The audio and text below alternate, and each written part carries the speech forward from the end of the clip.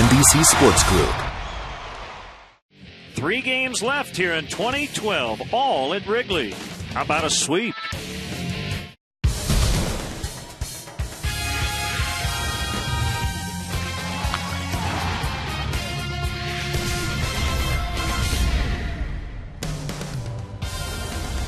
A crisp night here at Wrigley Field as the Cubs start their final homestand of 2012. It's game 1 of a 3-game series as the Cubs play the Houston Astros in their final National League Series. Hi again, everyone. Alongside Bob Brenly, I'm Len Casper. October 1st, and the weather feels like it, but should be a nice night for baseball. 3 games to go. The big goal here is to avoid 100 losses. At the very least, you want to win this series and end the season on an up note. No question about it, Len. Neither one of these ball clubs is looking forward to the postseason this year, but for the Cubs, this should be their postseason. The opportunity to avoid 100 losses, play a real clean 3-game series against the Astros, and look forward to the offseason. And the Astros, again, their final series as a National League club. We will see them next year, but they'll have new uniforms, so it'll be a different feel. No question about it. And, you know, it's kind of sad to see the Astros go away. There are a lot of great players have come through that organization, a lot of changes in their ballpark down there in Texas. We love the new place. Didn't like the Astrodome so much, but we wish them well in the American League. Lucas Harrell, who's been a very good rookie, will go for the Astros, and Jason Birkin starts for the Cubs. The Astros and Cubs to kick off the final series of the season. Next.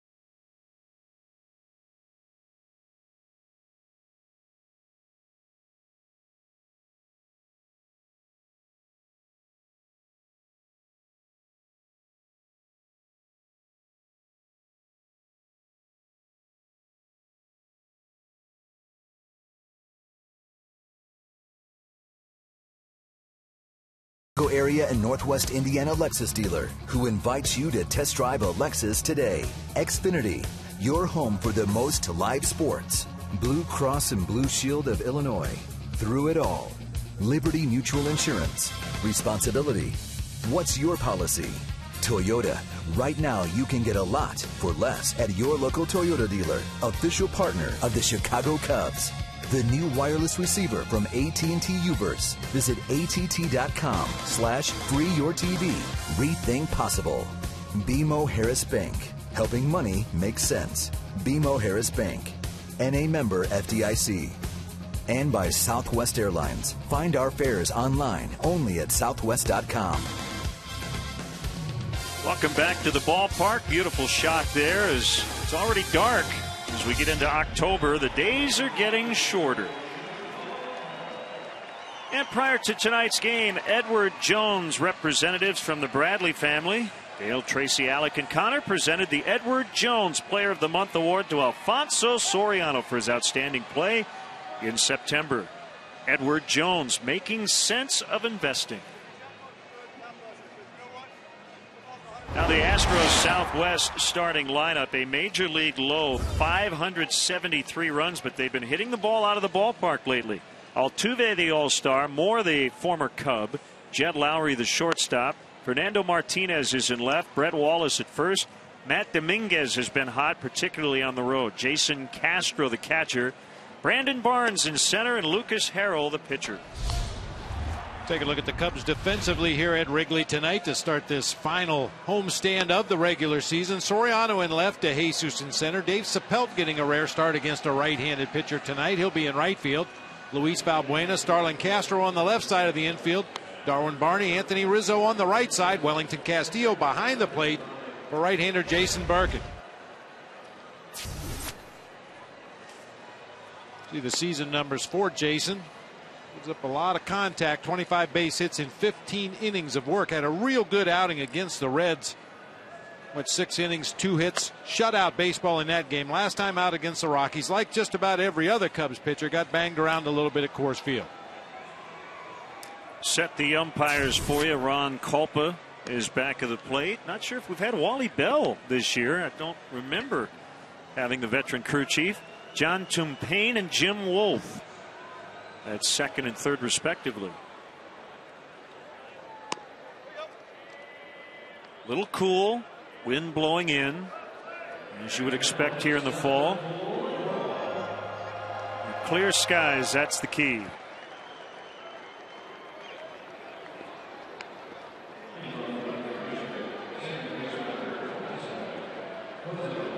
This is another one of those thin winds, however, partner. Watching the Astros take batting practice this afternoon. Very similar conditions, wind blowing straight in at about the same velocity it is now, but they weren't having much problem reaching the bleachers.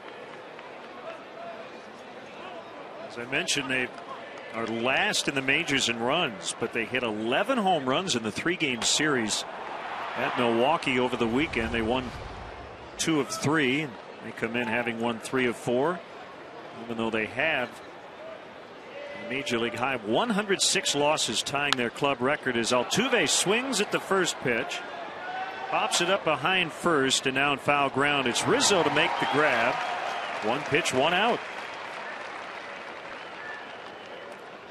Jason Birkin on pace to throw a 27-inning perfect game, or 27-pitch perfect game rather. They were only that easy. Former Cubs Scott Moore, you've seen him mostly in the infield, but he's playing right tonight. And against the Cubs this year, he's 8 for 15 with 2 home runs. He's been red hot in the entire month of September against everybody, hitting .378. OPS over 1,000. Reached base safely in 22 of his last 47 plate appearances. And that's why he's batting second. It's a strike, 1-1, 61 degrees and a north breeze at 3 miles an hour. Line to center, so Moore, who is hot, makes a loud out.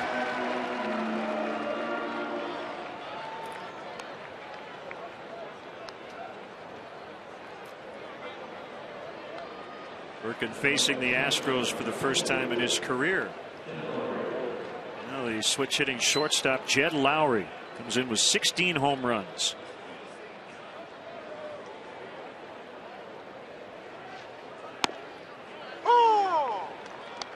Fastball in there for a strike. Birkin, a Midwest native. He's from Green Bay, Wisconsin. Attended Clemson and then went to the Orioles in the 6th round of the 06 draft.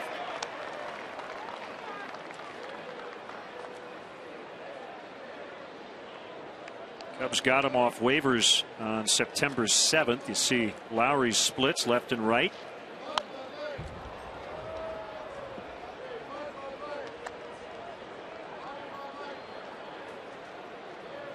Of his 16 homers coming as a left-handed hitter. That's pretty common with the switch hitter. You'll see them generally hit for a higher average from one side and a higher power potential from the other side. Swing and a miss. Birkin, a quick 1-2-3 opening inning. The Cubs are coming up against righty Lucas Harrell.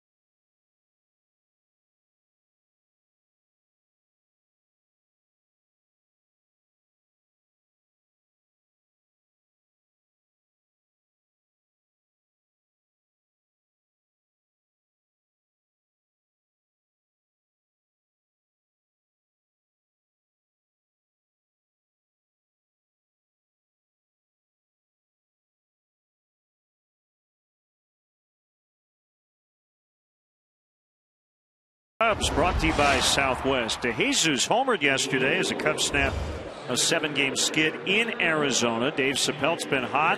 Rizzo, Soriano, Castro, and Valbuena in the middle. Wellington Castillo hitting 7th. Darwin Barney 8th, and Jason Birkin 9th. Quick look at the Astros defensively here tonight. Fernando Martinez in left, Brandon Barnes in center, Scott Moore over in right field, Dominguez, LOWRIE, Altuve, and Wallace third to first across the infield. Jason Castro doing the catching for right-hander Lucas Harrell. He's been pretty good this year. Been their most consistent starter, and that's a pitch you'll see a lot tonight. Yep. Sinking fastball. Managed to get a lot of ground ball outs.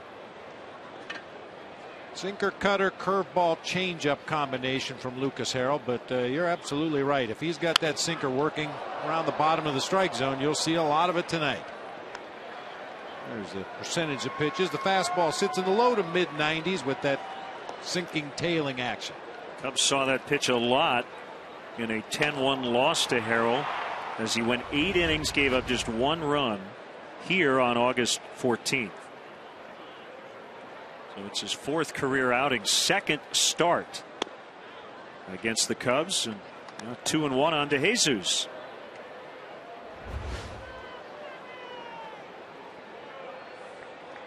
Harrell's from Springfield, Missouri.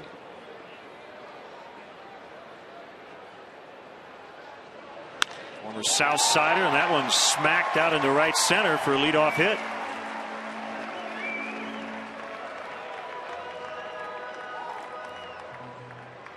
As usual, a good grinding at bat by David DeJesus to start the ball game. Laid off a couple of real tough sinkers down below the bottom of the knees. Finally got one up in the zone he could handle and smacked it into right field for the first hit of the game for the Cubs. Sappelt, who came off the bench yesterday and tied it up with a pinch hit RBI infield hit.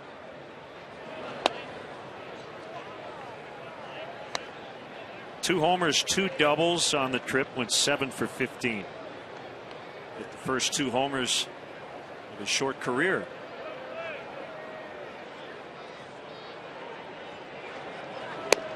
We'll call it young career. He hopes it's a long one.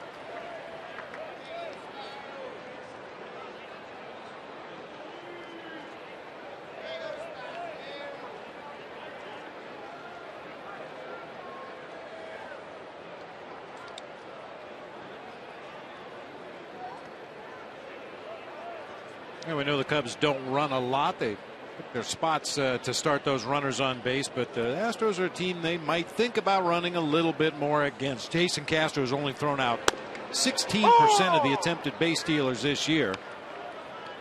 And you know, when you have low percentages like that, a lot of the blame has to go to the pitching staff in their inability or unwillingness to hold runners close over there at first.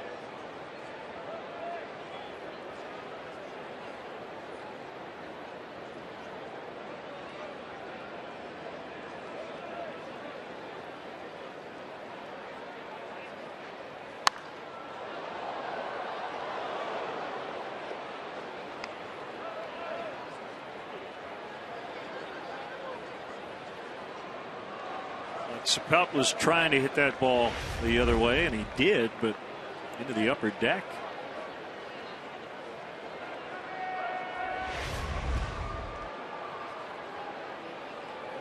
Not always easy to turn that sinker around and hit it to the opposite field. The movement on that pitch is into a right-hander. That one was. Yep. You really have to lead with the knob of the bat, keep your hands inside the ball, let the barrel drag a little bit. Hit that ball through the right side on a sinker. It's made great contact the last 2 swings.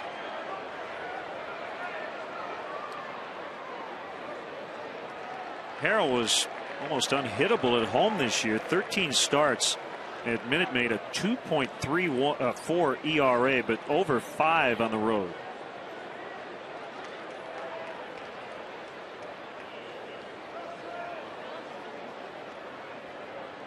Tony DeFrancesco, the interim manager. Bo Porter will be hired, or has been hired, and will take over as a full-time manager starting next season. He's the third base coach of the Washington Nationals. Got hired last week, and the former Cub will take over the American League West's Houston Astros in 2013. And DeFrancesco will remain in the organization in some capacity next year.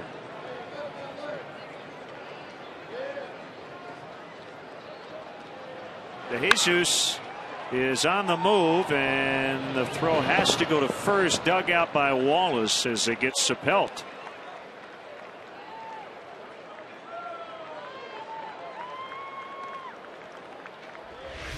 The fact that Jesus was on the move maybe kept the Cubs out of a potential double play. Not sure if the Astros would have been able to turn it on that high bouncer, but SAPPELT thrown out at first base. DeJesus moves into scoring position for the run producers. A nice hand for Anthony Rizzo. 3 hits, including 2 doubles yesterday. Cubs beat the Diamondbacks 7-2. Strike 1.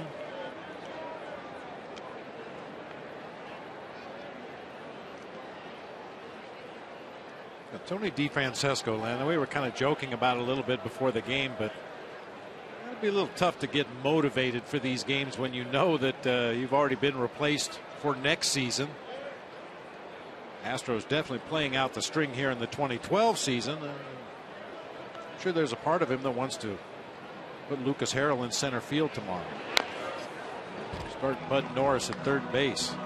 Wesley Wright over at first base. These are all pitchers for the Astros. My guess is that he won't, even if he thinks about it. But I mean, anybody in that position, he wants to do as well as he possibly can. Try to get the most out of this team, even for the last 3 games of the season. He'd love to stay in the game in some capacity. As you said, the Astros would like to keep him in the organization. That's just human nature to say, oh, yeah, really? I'll show you.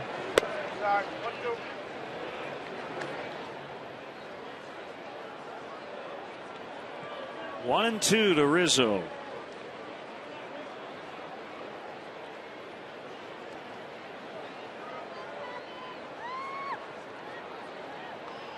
I mentioned 3 hits for Rizzo yesterday, including a couple doubles, all coming the other way. Got him on the inside corner for the second out. That's that tailing fastball. It's effective when it's down because he gets a lot of grounders. When he throws it inside the lefties, he gets that kind of reaction from a real good hitter. See that fastball coming inside, your reaction is to freeze. You know it's off the plate, and then that tailing action gets it close enough to the strike zone to get the call from Ron Kulpa.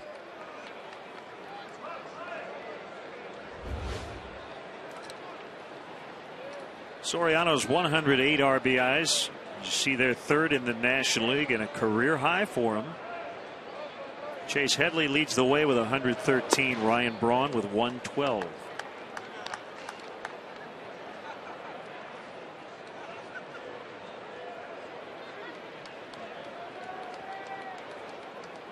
Cubs have gone 5-1 against the Astros here at Wrigley. 7-5 overall in the first 12 games. They'll meet up 3 times next year here, but that will be considered interleague play.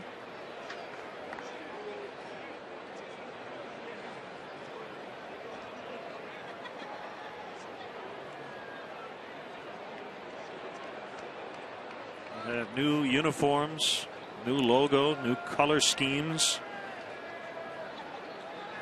And it'll all be unveiled at Minute Maid Park on November 2nd. That gets by and allows DeJesus to advance to third. So it's 5 o'clock at Minute Maid Park on November 2nd, Bob, if you want to make your travel plans to be in Houston to see the new unis. Food and beverages will be available. Do you suppose there will be coverage on the internet at some point? Yeah, I would think so. Maybe I'll just get you. We'll send you a JPEG. Yeah, okay. Tell Jay to bring a pizza with him when he comes.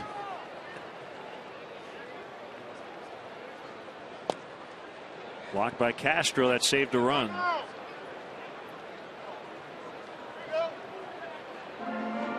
3-1 with Castro. That's Starlin Castro on deck.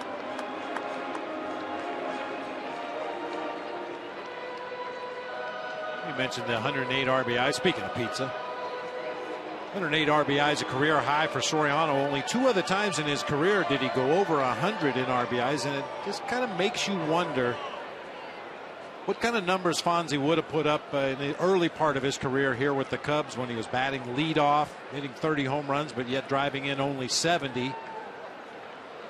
I mean, if he can drive in 108 runs with this Cubs lineup, imagine what he would have done with some of the teams early in his Cubs tenure had he been hitting in the 4 or 5 hole in the lineup. Yep.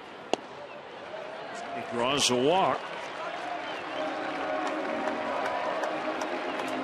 Almost seems like teams finally have figured out he's the guy you don't want to pitch to. He's been taking a few walks here lately because teams are pitching around him.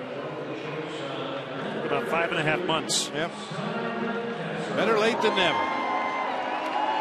Well, to his credit, he's taken the base on balls. You know, it's one thing to get up there and swing away aggressively and chase a lot of ball fours, and we've seen Soriano do that at stretches of the season. But recently, he's been very patient, waiting to get a pitch he can handle. Castro now appearing in his 194th consecutive game. That's the longest active streak in the National League. Only Prince Fielder of the Tigers has a longer active streak, 340 going into tonight, according to Elias. Game 160 of the season. Trying to become the first shortstop in Cub history to play all 162. 2 balls, no strikes.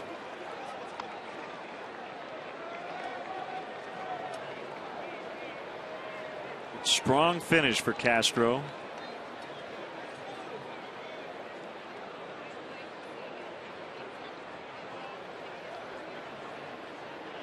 You may notice Jason Castro going to what we call the flash signs. Lucas Harrell's having a lot of trouble seeing the fingers. A lot of shadows around Wrigley Field at night. The lights don't always illuminate the area where those signs are given. So he's touching his chest protector, his mask, his shin guards, various spots on his body to flash the signs to Lucas Harrell, since he can't see the fingers.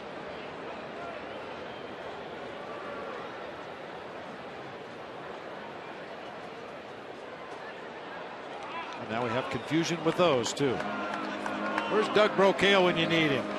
Well, those have to be obviously much more involved than the finger signs, because everybody can see those signs. Much more visible, yeah.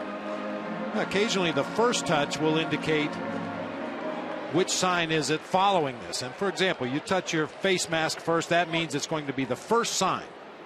You touch your chest protector, that's the second sign. You touch your shin guard, it's the third sign. And then you give the appropriate signs after that. You can use an indicator with these flash signs and make them as complicated as you want. But in general, it's first touch, second touch, or last touch. And each spot on the body is a pitch. Now we're going first and third signs in case Alfonso Soriano breaks for second on the 2-2 pitch. Is Jason Castro going to throw through to second? Is he going to throw through to third? Is he going to hold the ball? Has to alert his infielders. A lot of signs. Signs. Everywhere signs. Blocking off the scenery. You've caught a little bit, I can tell. And I'll tell you what, for a young catcher, and Jason Castro's got enough major league experience to understand how the whole thing works, but for a young catcher coming up from the minor leagues with a veteran pitching staff, and they start telling you what signs they want to use, it's like trying to learn a foreign language. You have no idea what they're talking about, or at least I didn't, because my catching experience was limited in the minor leagues. I've told the story many times about catching Doyle Alexander for the first time. Warmed him up in the bullpen as we were walking back to the dugout. He leaned over and said, "We're going to use 2-5 pumps. If I wipe above my belt, it's an add. If I wipe below, it's a subtract." And what? I had smoke coming out of my ears. I had no idea what he was talking about. Now, fortunately, at that stage of his career, Doyle Alexander didn't really throw hard enough to fool me, so I would just start hanging down fingers till he shook his head yes. I didn't know what was coming for the first couple innings of the game. But gradually, with more experience and, you know, cooperative pitchers and pitching coaches, it doesn't take long to get up to speed.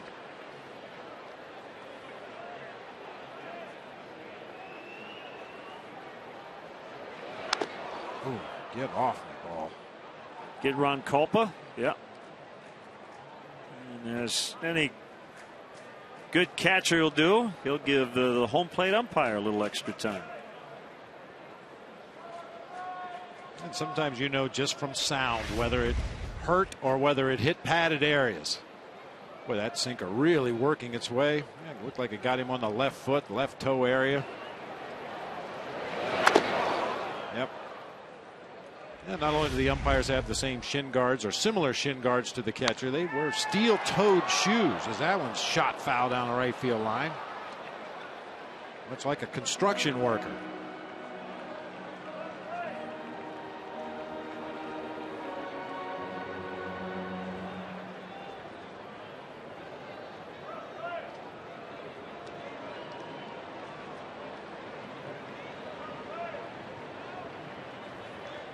.28 pitches already for Harrell. Birkin didn't even throw 10.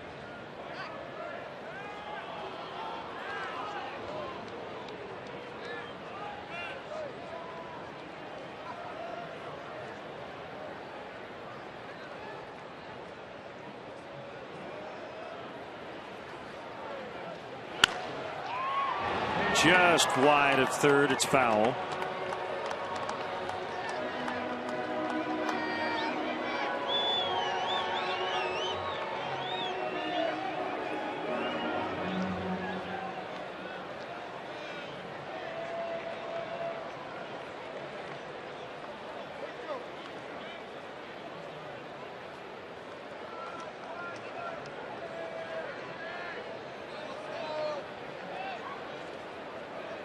Pitch number 30 of the inning.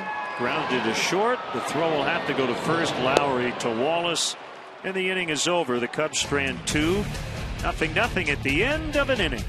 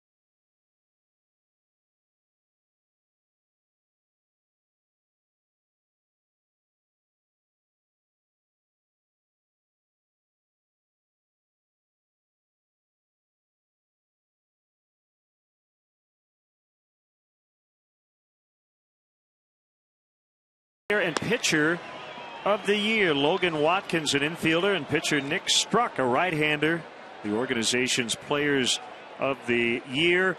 On the far left is Brandon Hyde, the Cubs' new director of player development. On the right, Jason McLeod, the senior vice president of scouting and player development. So congrats to Watkins, who's only 23, Struck just 22 years old, and here at the ballpark being honored tonight.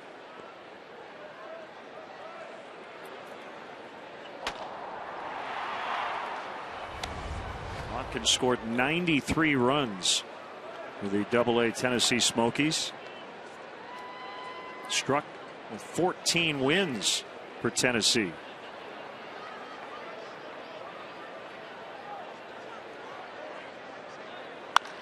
That ball is smoked to right Fernando Martinez on to Sheffield, and it's 1-0 Astros. That was a blast. Yep. I don't know what got into the Astros, partner, but they have been hitting all kinds of home runs since September 21st. Over their last 10 games, they have a National League leading 18 homers. Oh, this was a no-doubter from the moment of contact at home plate. The only question was, where was that ball going to land? Way out onto Sheffield.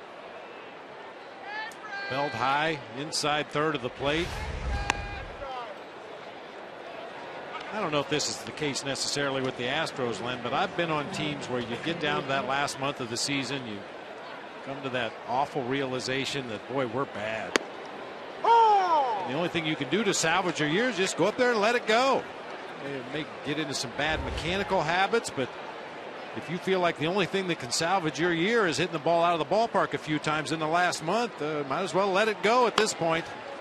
Chopper out in front of the plate. Birkin will barehand, and he gets Wallace.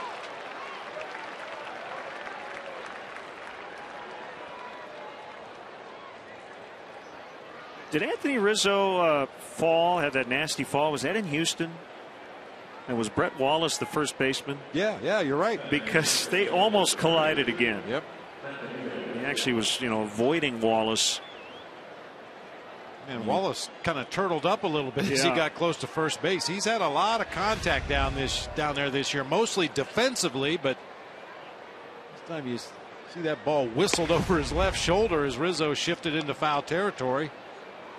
Those are two big boys coming together down there at first base.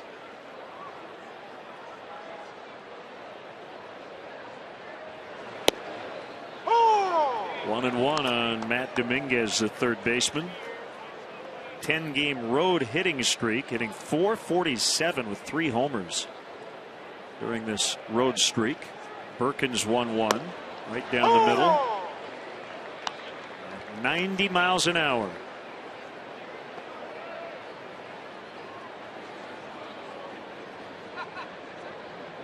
Dominguez came over from the Marlins in the Carlos Lee deal. Back when the Marlins thought they were contending for a playoff spot. They're in last place in the East.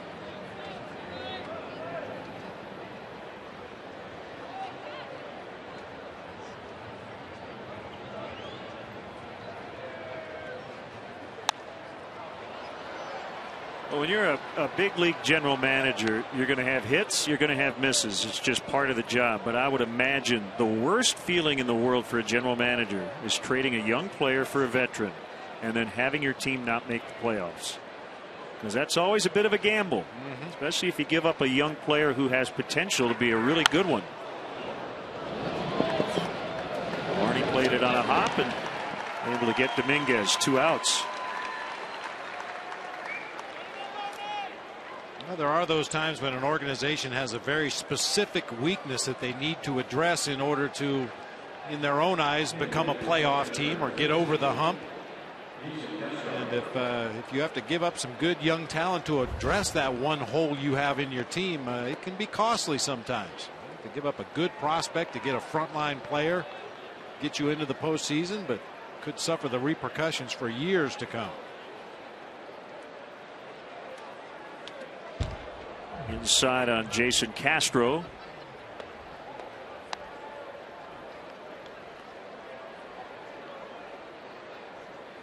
Well, Larry Anderson for Jeff Bagwell, right? There you go.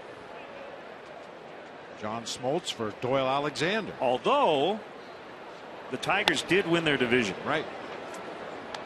And I think he went unbeaten. I mean, just maybe the best second half you could ever want. But then John Smoltz put together a Hall of Fame-like career in the aftermath.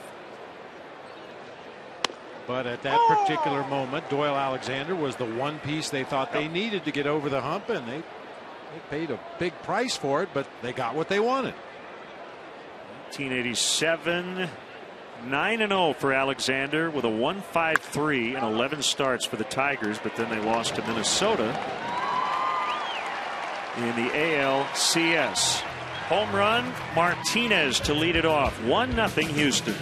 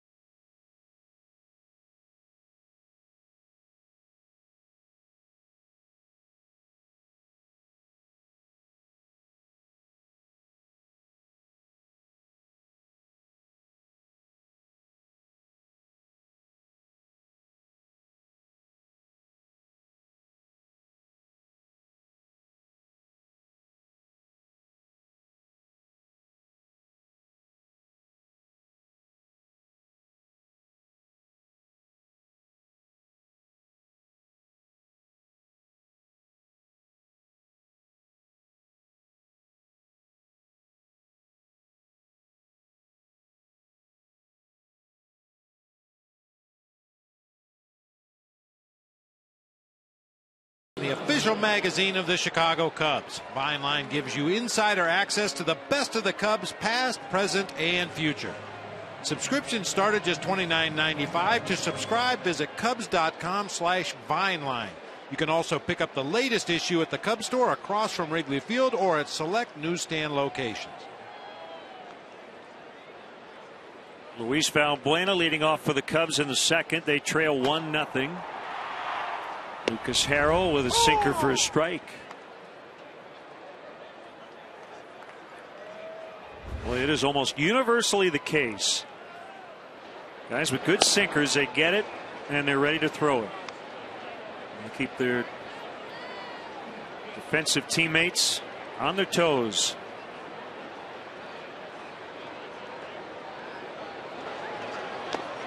In the dirt, 2-1.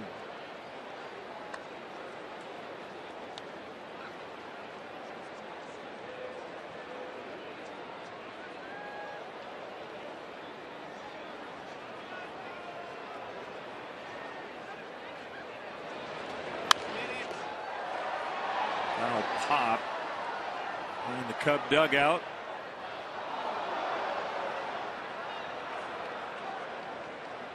Sinker ball pitchers are much more democratic. Not necessarily politically democratic, but they get everybody involved. They're going to throw the ball over the plate with some movement, let their defenders get involved, let their infielders make plays behind them. Strikeout pitchers are more like dictators. They just, they want to be in charge of everything, and they don't really feel like they need a lot of defense behind them. Punch everybody out. The sinker baller gets a strikeout. All right, so let's go back to the play from earlier that seemed to jog my memory. This was a near collision between Rizzo and Wallace. Go back to mid-September in Houston. This was the play I thought may have ended Anthony Rizzo's season. And he only, I think, missed one game, right? Yeah. Oof. Man. Boy, you can just clearly see body totally out of control. Legs turning one way, upper body turning another direction. No ability to brace himself for the fall. Hit the ground extremely hard. That was a scary moment.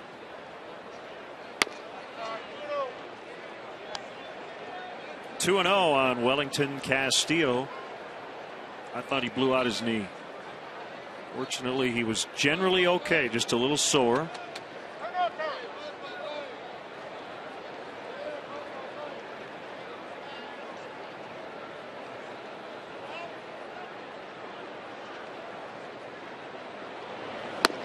Oh! 2-1.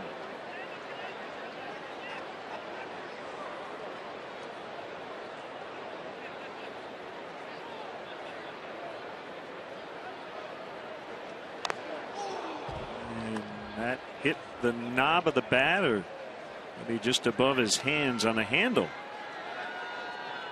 So a very similar pitch to Starlin Castro. His first at bat of the ball game, that tailing fastball that just continues to run inside. Yeah, actually got him up on the barrel of the bat, but just past his hands.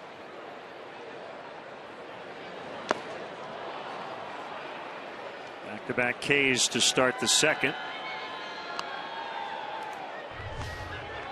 Now for me, I mean, I've told you before that the changeup is my favorite pitch, because it's all based on arm action. You're trying to make it look like you're throwing a fastball, you're taking something off it, and a good changeup can make guys look silly. But in terms of overall styles, when you watch a sinker baller who works fast, gets early outs, it is aesthetically a pleasing thing to watch. Hasn't been so far tonight for us to watch Harrell, but Greg Maddux was on his game. Oh, man. Just made it look so easy. Just one soft ground ball after another. Weak contact.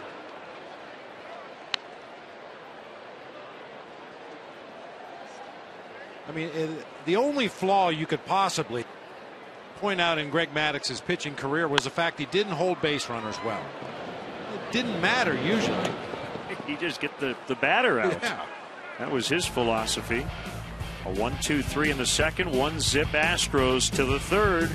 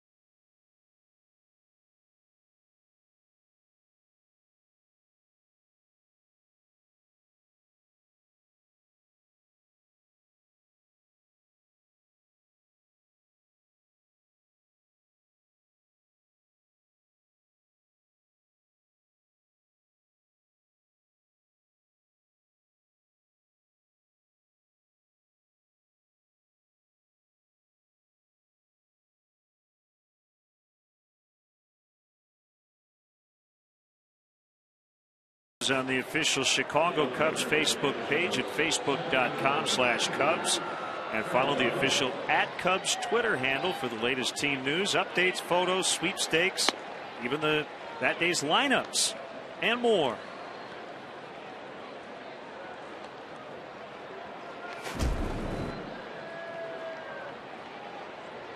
One nothing Houston. Brandon Barnes, the center fielder, hitting eighth, will start the third against Cub right-hander Jason Birkin. Dusty Baker back with the Reds in St. Louis tonight after the heart issues and the mini stroke here in Chicago recently. Went into the hospital on September 18th. It's great to know he's back in uniform where he belongs. Absolutely. Best time of the year coming up.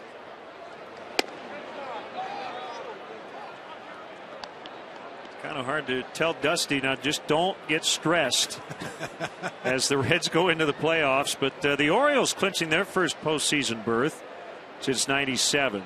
The Rangers are in after they beat the Angels in Game 2 last night. Dusty's back. We'll have more in the playoff races as Valbuena smothers, throws, gets him for the out. Nice job by Valbuena to not panic. Well, he had the advantage of playing even with the baseline, so he knows he's close to home plate. The ball was hit extremely hard. He just smothers it. Rolls right there in front of him. The good strong throw across just in time to get Barnes at first base. If you're playing deeper on that ball, you know you really have to rush the throw, but he had just enough time to get it across there.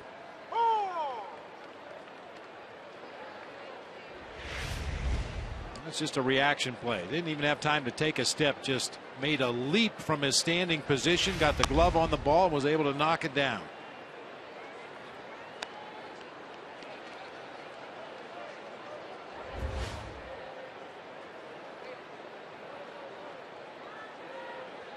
Two strikes on Harrell. Just going to say, Len, for the most part, Luis Valbuena has done a nice job. He had some early problems down there at third base. He's a natural second baseman as Harrell chases one in the dirt, but has really done a nice job down there. He's gotten much better with the glove. His throws are much more accurate now than they were in the early part of the season. Hey, if you want to wear what the Cubs are wearing, you can text COACH to 88019 right now for your chance to win an authentic game-worn jersey from the Cubs. And be sure to go to Cubs.com/authentics for more authentic Cubs memorabilia.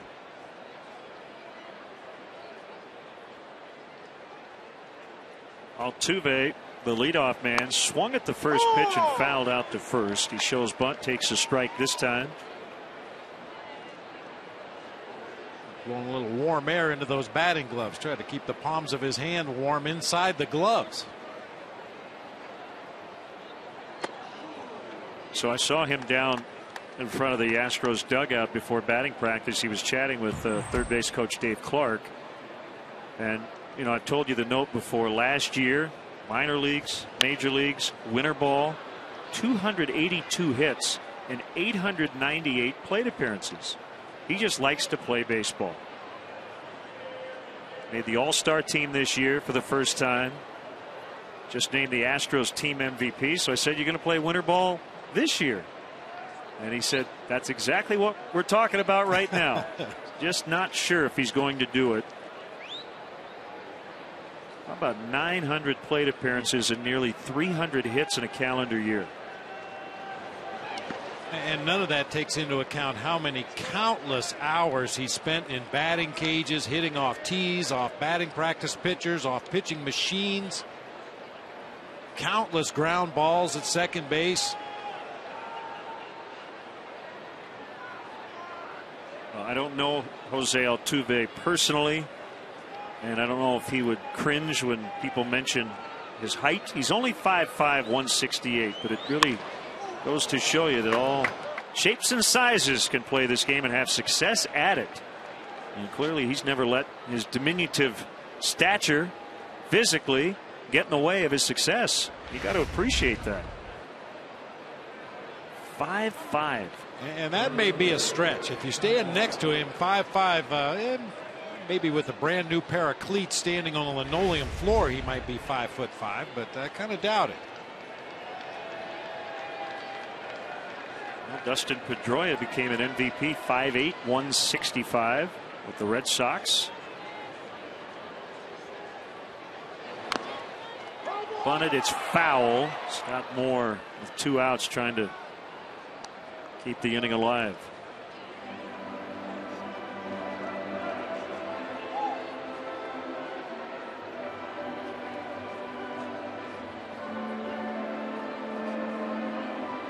It's hard to tell on TV just how big Anthony Rizzo is. When you meet him in person, you're surprised at how big he is. As you see him over there next to Jose Altuve, you get a little better idea. Rizzo was bent over with his hands on his knees, and he was still taller than Altuve.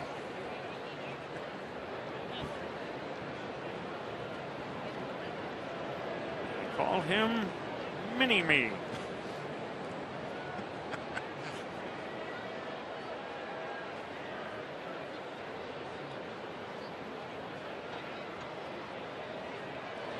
You got to keep an eye on Mini-Me because he can run too. 33 stolen bases on the season. He's only been caught 10 times, and with 2 outs here in the inning, I would expect him to be on the move at some point to try to get himself into scoring position in a 1-run game with 2 outs.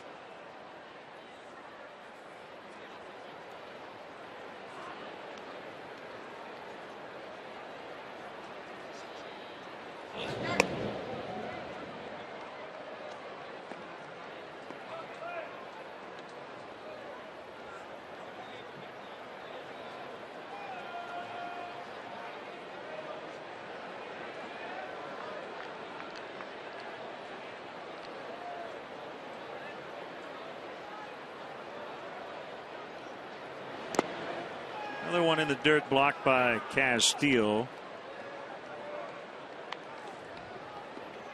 And then sometimes you don't even need to look at the stat sheet to tell whether a runner at first base is a potential base stealer. You just watch his feet. As Altuve gets out there and gets his maximum lead, watch his right foot open up. He didn't do it that time. Last pitch, he had that toe pointed almost directly towards second base, making it much easier to clear that front hip and shoulder and break for second base. He is stranded at first. Astros lead 1-0.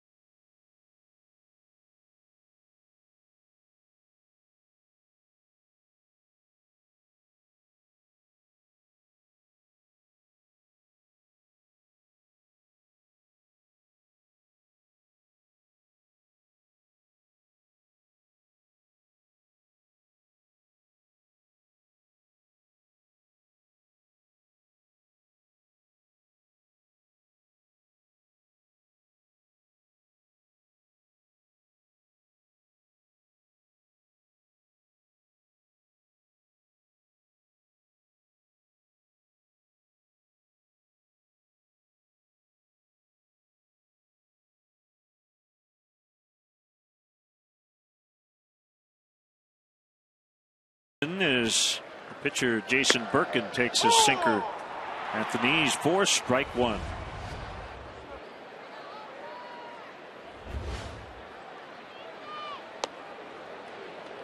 Now 1-1.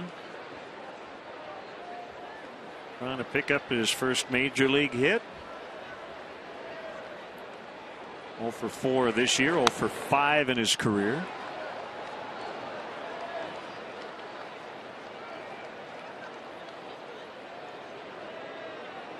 Stats Sundays, we talked about OPS plus. His is minus 100. No plus involved. Not at all. But if he gets a hit, it'll go up a lot. Might even be in positive territory.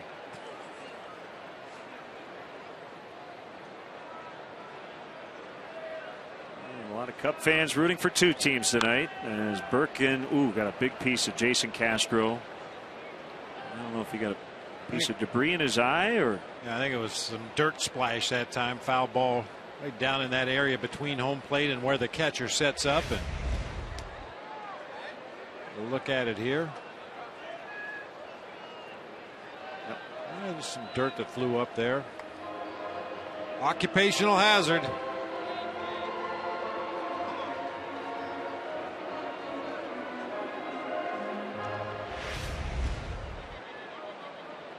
Especially discomforting if you happen to wear contact lenses. Get a big chunk of dirt in your eye on a foul ball.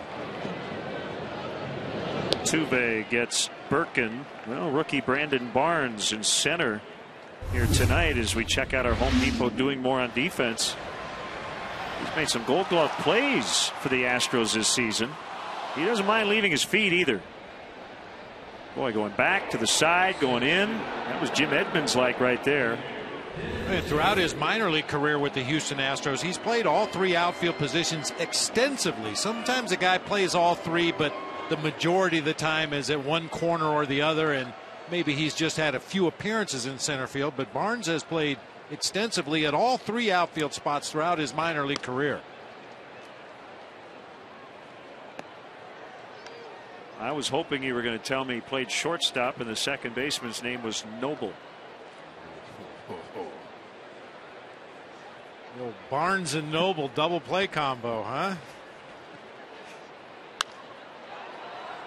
DeJesus lifts in the air to left.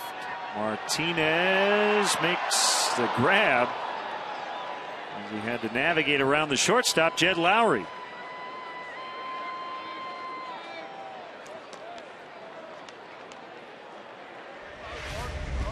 Possibly a lack. It looks like Martinez is calling for it. LOWRIE's got to give way when you hear that left fielder. He eventually does at the very last instant, but that pop-up priority drill going all the way back to the first week of spring training, when the coaches will shoot pop-ups around the field to various locations, and you get used to which areas are yours and which areas are the defensive player to your right or left or the guy behind you.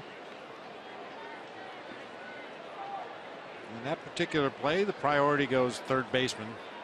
First opportunity to make the play. Once he gives way, it's the shortstop's ball, and once the left fielder calls for it, it's his ball.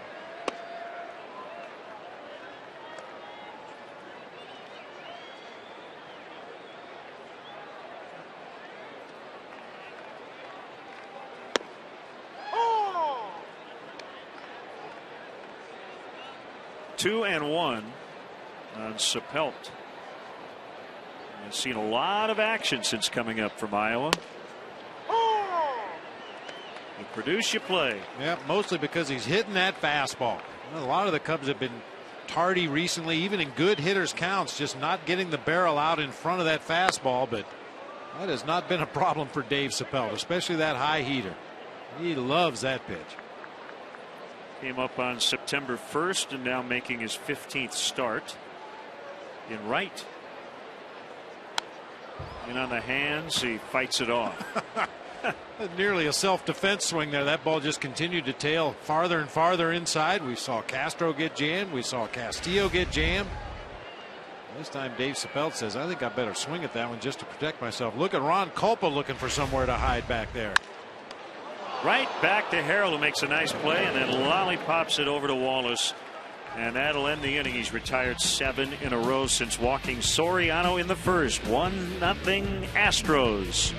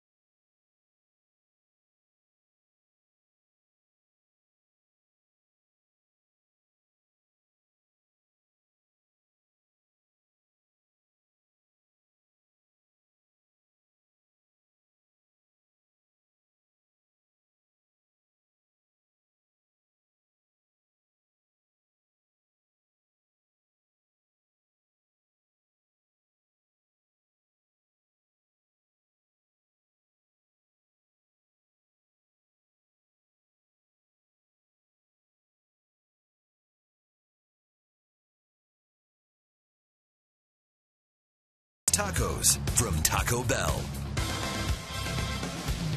The Menards grounds crew will conduct the 7th inning stretch, as they always do on the final home date of the season, so that'll be Wednesday afternoon. Remember coming to Wrigley Field when you were a kid and imagining it was you running onto the field? Now envision being able to give that experience to your best clients when the Cubs are on the road. Packages range from private dinners all the way to games and home run derbies in the outfield. For more details, call 773-404-4161 or visit Cubs.com/premier.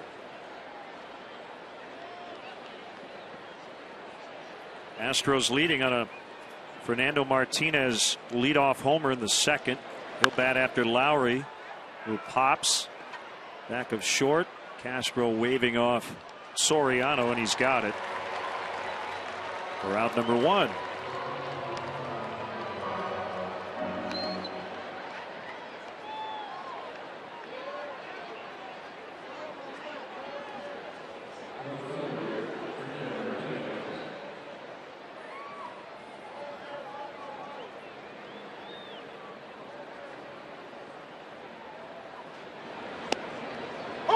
Strike on Martinez. He got all of this one in the second. Quick hands through the zone. Got the barrel of the bat out in front of home plate at the point of contact and whistled it out onto Sheffield Avenue. We got him on waivers from the Mets prior to this season. He's from Rio San Juan in the Dominican Republic.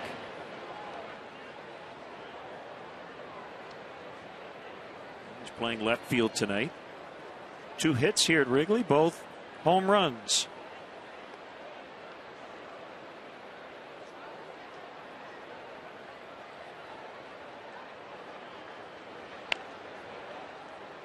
That ball came back fair, and it's going to hit the corner of the bag.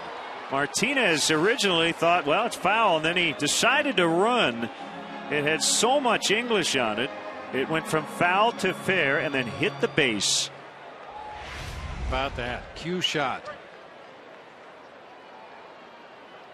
Clearly in foul territory. Actually even hit the grass on the infield, but just catches the corner of third base. And any ball that hits the base is in fair territory. You see the side English on that ball as it spins down the line and ultimately hits the bag for an infield hit.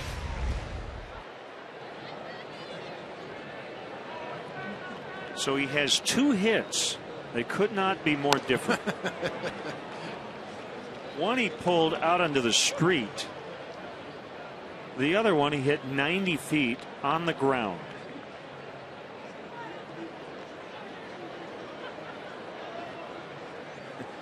He's a complete offensive player so far in this game. Foul line to foul line.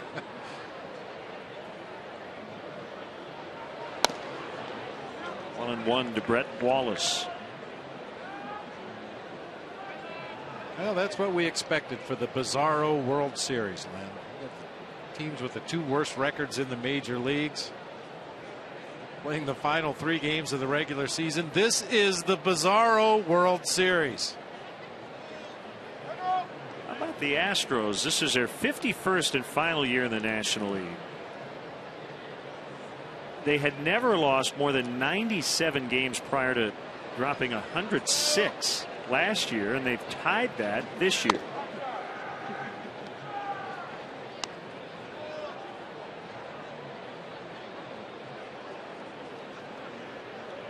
Yeah, definitely going in the wrong direction. And it's certainly not going to get any easier next year, moving to the American League West.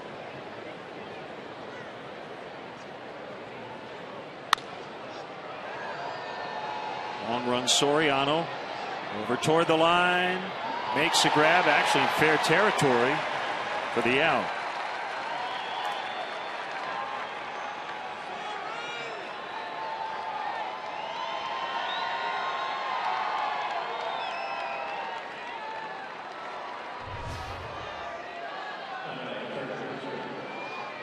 Well, the big problem, I mean, there are a few problems, but just when you're last in the majors in runs and you're a National League club, and then you go to the American League where you have to score runs, it's going to be tough. That one eats up Valbuena, actually bounces over him and sends Martinez to third. He's going to try to score. Going to be a play. Throw there, gets by Castillo. And Martinez in to make it 2-0.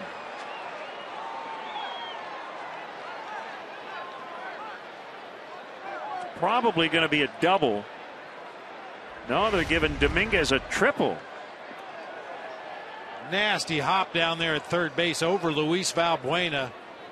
Thought they might think about giving Soriano an air. He overran the ball just ever so slightly, but quickly got to it, got it back into Castro, and just because of the alignment of this play. You've got two cutoff men, you've got a runner coming down the line, and the throw is coming right behind the base runner. I'm not so sure Wellington Castillo ever even saw that throw from Starlin Castro. Right down the third base line, right behind the runner and past Wellington Castillo. Bob Rosenberg called it a triple. That's got to be a double. And Dominguez may not have stopped, but the only reason he went to third is because that throw was going to the plate. At any rate, 2-0.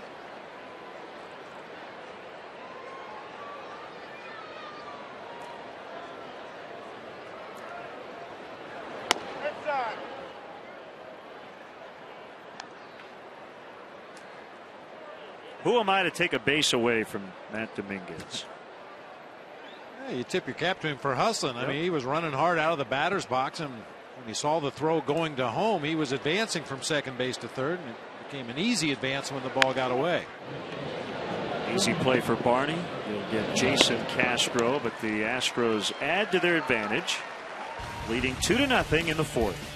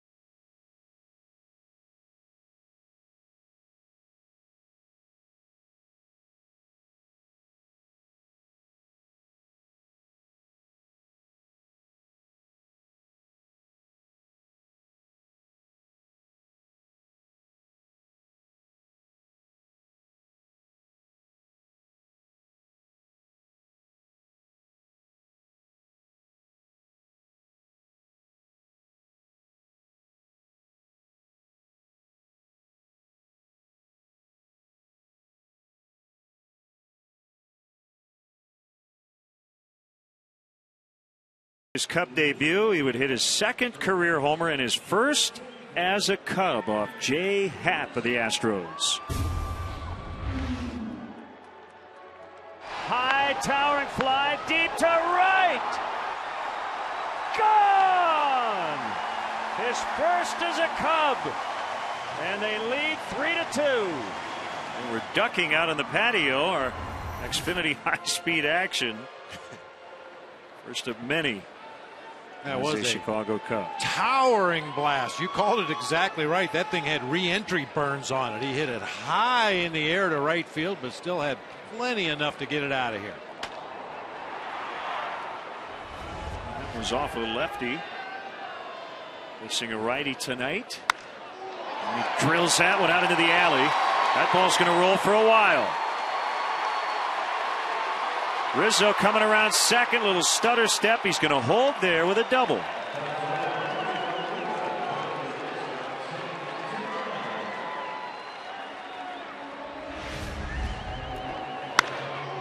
That's good to see, Len. I mentioned the other day, or rather yesterday, his 3 hits, all 3 came to the opposite field.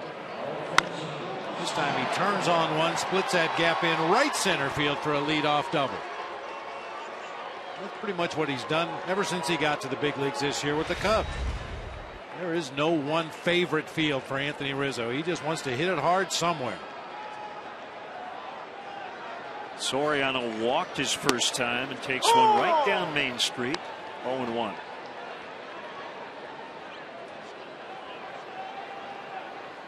Do our best to keep it posted on all the other games of note tonight.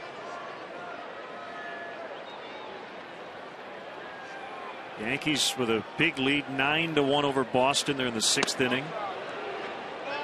Yanks are in the postseason for the 17th time in the last 18 years. They're tied with the Orioles atop the American League East. The Orioles are trailing at Tampa Bay 4-1 in the 7th. Oakland's magic number for a postseason berth is down to 1. Angels and Rays need to win out and get some help. Knocked down, throw to first, out there, throw to third, safe there. So Dominguez able to get Soriano, but Rizzo read it correctly, and he's at third with 1 out. Anthony Rizzo, of all people, knows what's involved with taking that throw from the left side of the infield, especially a long throw like this. Trying to stay on the bag at first to make sure you get the out, but yet get the ball across the infield as quickly as you can. Waited until he saw that Dominguez had committed to the throw to first base, and then only then breaks for third, and still able to make it underneath the tag. Need some good contact here. Anything on the ground that doesn't go back to the pitcher should get the Cubs on the board.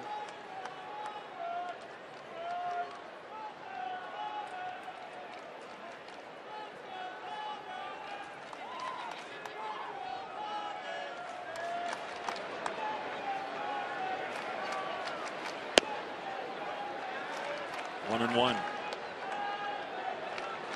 So there you have it. Orioles at Tampa Bay. That series has meaning for both teams. Boy, and Boston limping to the finish line. I mentioned trailing big tonight, staring at what would be their 6th straight loss. They've lost 90 games for the first time since 1966. We know about the American League Central. A White Sox loss or a Tiger win over the next 3 days, and it's over. The White Sox do lead at Cleveland 4-0 in the 8th. Detroit, however, has a 1-0 lead in the top of the 5th at Kansas City.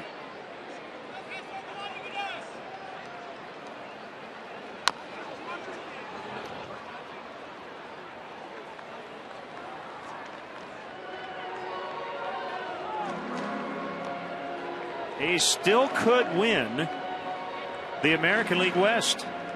Why? Well, they're hosting Texas. 3 games, and they're 2 back. So if they sweep, they win the West, and Texas would be a wild card team. Rangers are in the playoffs for the 3rd straight year. They don't want to have to play that extra game. Castro chased a bad one. Big strikeout for Harrell, 2 down.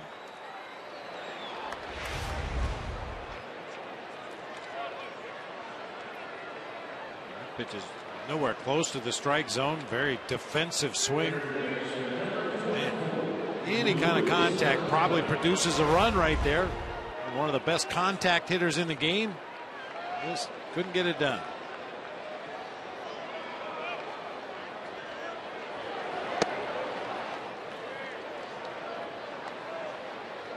So it's up to Valbuena with 2 outs.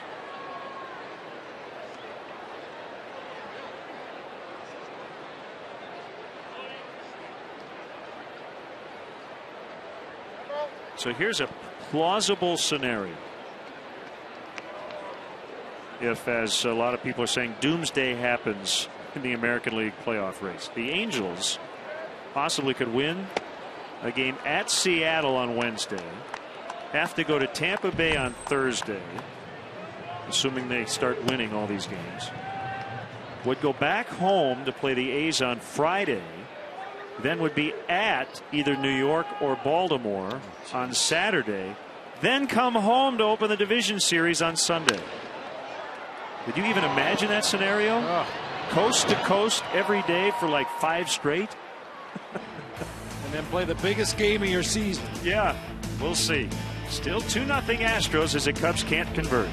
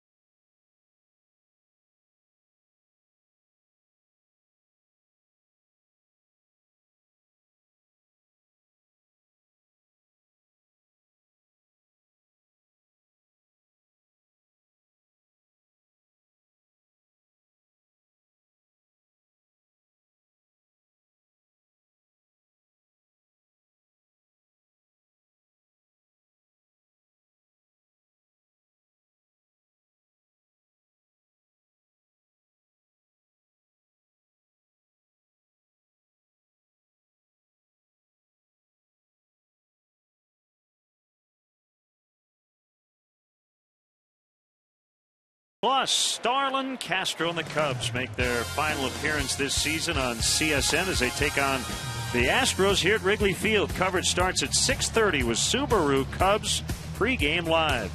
Cubs and Astros tomorrow night at 6:30 on Comcast Sportsnet Plus. Fans' best friend. Come on out to the ballpark here the next 2 days if you can.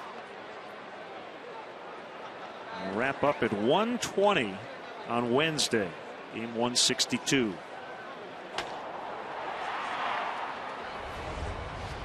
Cubs missed a chance. Leadoff double. Runner at third with one out. Could not get that first run in. Here's Barnes. Robbed on a terrific play by Valbuena in the third inning.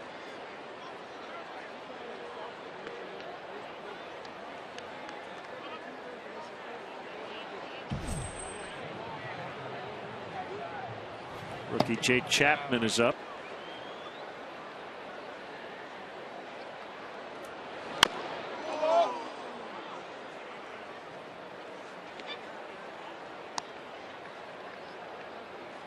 National League is not totally settled just yet. Washington's magic number to clinch the East down to 1. That would be a Washington win or a Braves loss. Braves trail at Pittsburgh 2-1 in the 8th.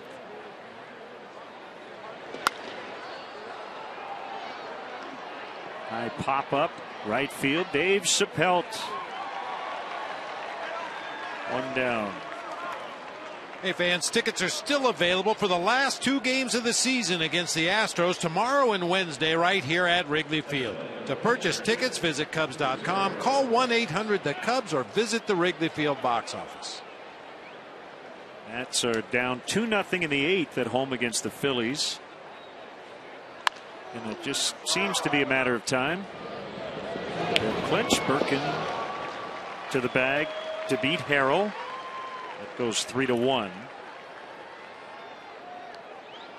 Reds are the division winners in the Central. The Cardinals' magic number for a wild card spot is 2. That's Cardinals wins, Dodger losses. The Dodgers have won 5 in a row, and they're hanging on by a thread. You see the pitching matchups in that series. Homer Bailey coming off a no-hitter his last time out. Cardinals leading 3-1 in the bottom of the 4th. The Dodgers hosting the West champion Giants for the final 3 days.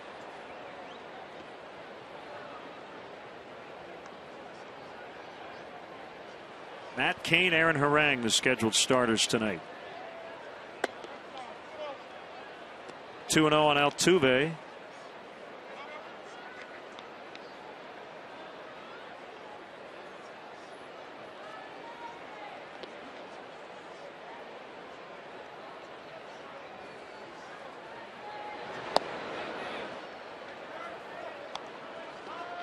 Doesn't matter what's on the line. These two teams and their fans don't like each other.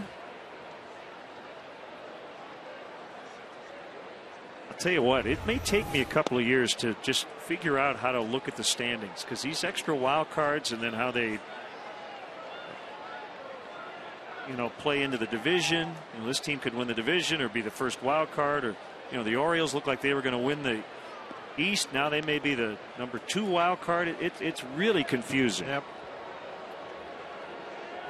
Boy, the doomsday that you mentioned, if everything falls the way it could possibly fall, it could really create some havoc for some teams. That is it for Burke, and here comes Jay Chapman. It's the Honda call to the pen in the 5th.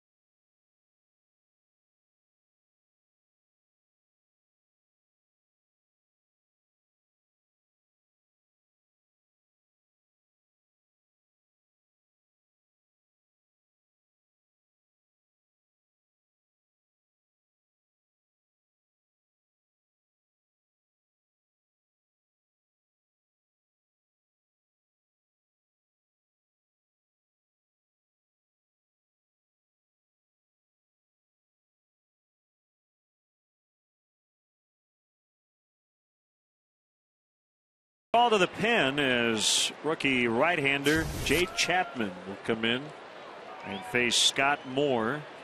Altuve just walked. 2 outs here in the 5th. Yeah, good numbers with the exception of the base on balls for Jay Chapman. A lot of that comes with using or occasionally overusing that straight changeup. Trying to get hitters to chase bad ones out of the zone. I'll tell you, Scott Moore is bound determined to take advantage of this pull shift that the Cubs are playing. Luis Valbuena way off the line over near the hole between third and short and deep. Scott Moore sees some easy base hits on that left side of the infield, but 2 times now he's been unable to get it down.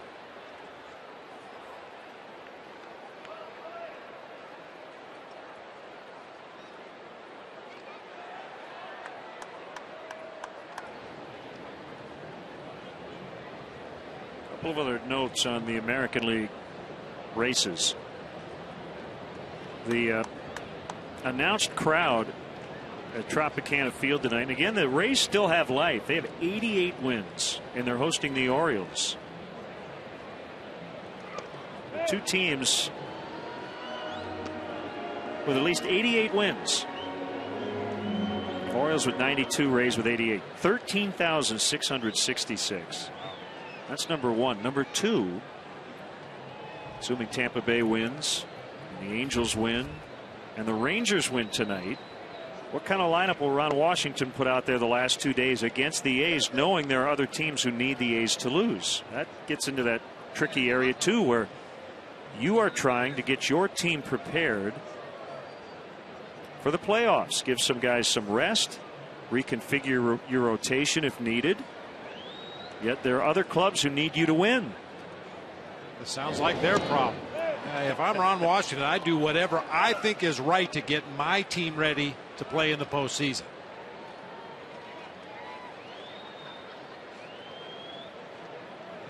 Well, for the other teams, you shouldn't put yourself into this position where you need help from the Texas Rangers in order to get to the postseason. I don't think Ron Washington knows anybody anything.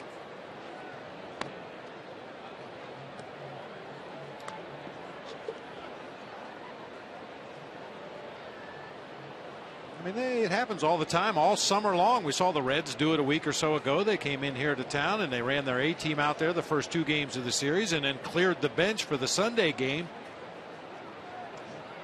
That's what Chris Spire at the time, I'm sure, working on orders from Dusty Baker, what they decided to do that's best for their team. Speaking of the schedule, how about this for a change in times? Go back 5 years, you'd say, what? Baltimore has to play at Tampa Bay, and the Yankees host the Red Sox. I think every team in the American League would rather play Boston than Tampa Bay right now.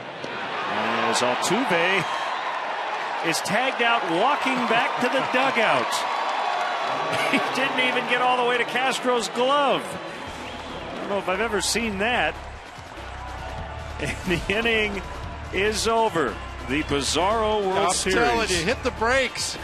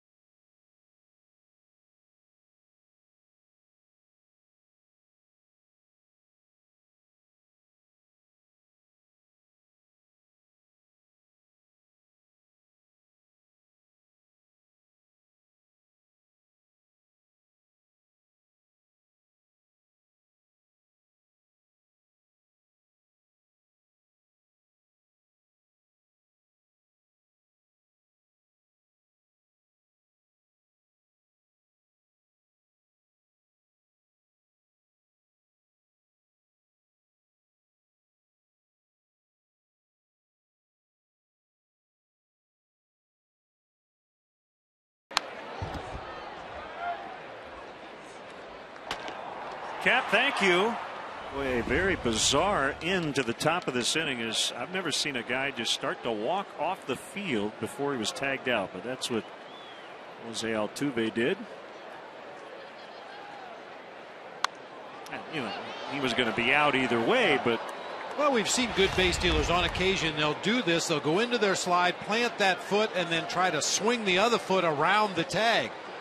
Yeah, the way Altuve reacted, I think maybe there was, I don't know, there couldn't have been a sign miss with 2 outs. It's a straight steal. You're not going to play hit and run with 2 outs in an inning, but really frustrated as he continues to be frustrated out there defensively. But I've seen a trick slide where a guy will extend that foot out there, plant it in the ground, and when the infielder goes to tag him on the extended leg, he'll pull it back and swing the other leg onto the base. It's played by LOWRIE. Altuve wasn't even attempting to do that. Retreat. Somebody's got to make the outs. That's right.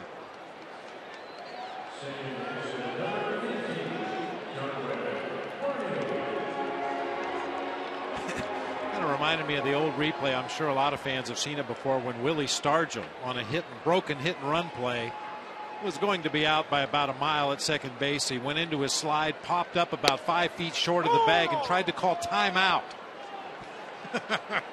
That's not going to work, Pops.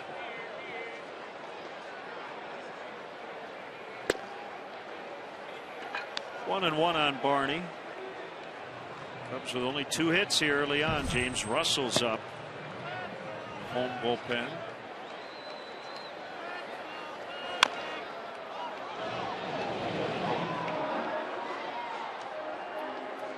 You notice Dale pulled the plug pretty early on Jason Birkin. The Astros were starting their 3rd time through the order. Birkin had made just 61 pitches. I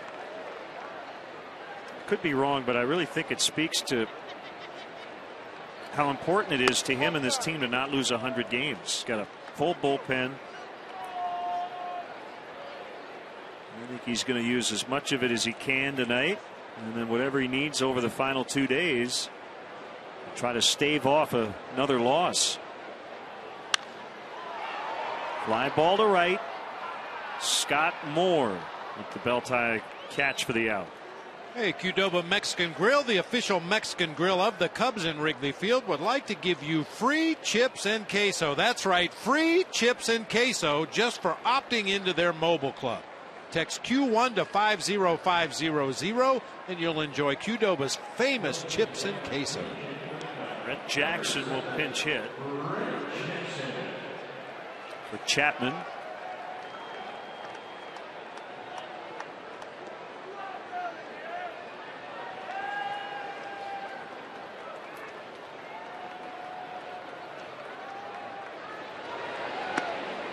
Chapman, he pitched a 1/3 of an inning. Zeros across the board, and he faced 0 hitters. Didn't retire a batter.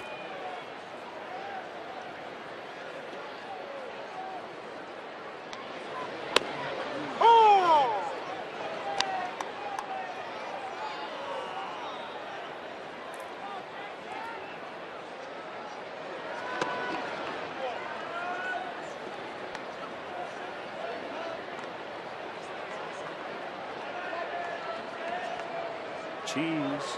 See you.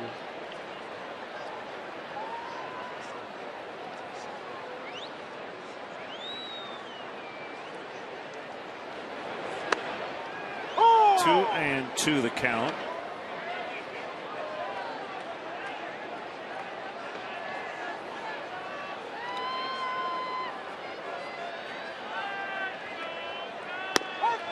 Strike 3. It looked like Jackson thought it was inside, didn't get the call. Harrell did, as he's shutting out the Cubs through 5, 2-0.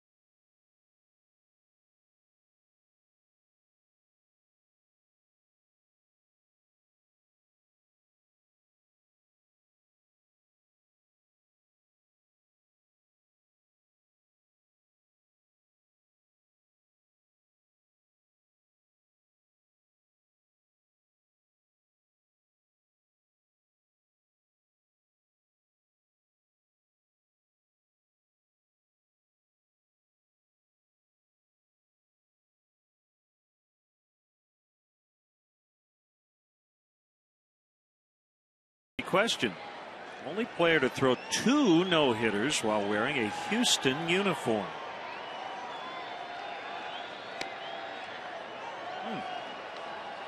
Nolan would jump to mind immediately. Yeah. Let's think about that as left-hander James Russell face Moore, Lowry, and Martinez. A perfect time to bring James Russell into this ball game. Moore, a left-handed hitter. Lowry, a switch hitter who's much more dangerous as a lefty, so that'll turn him around. And then back-to-back lefties in Martinez and Wallace.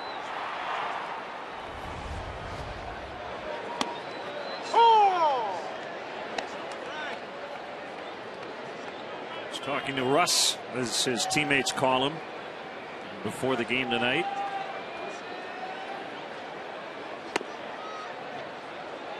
His platoon splits are about even.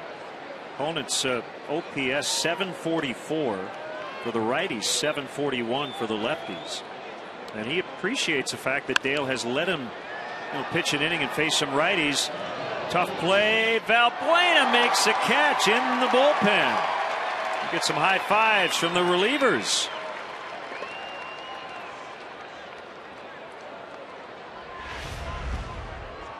It's a tough one for a third baseman. Nice little adjustment right at the very end. Reaches that glove out just a little bit farther. Able to make the play right in front of his own bullpen. Appreciative crowd out there.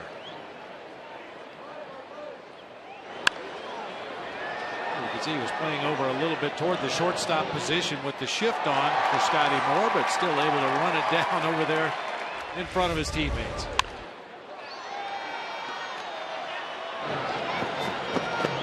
Foul will get back behind the dugout, first base side.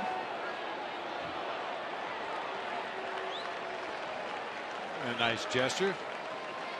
Gentleman got a hand on it, popped straight up in the air and landed down in the front row, but the gentleman that caught it on the bounce handed it right back to the guy who now has a bruised hand.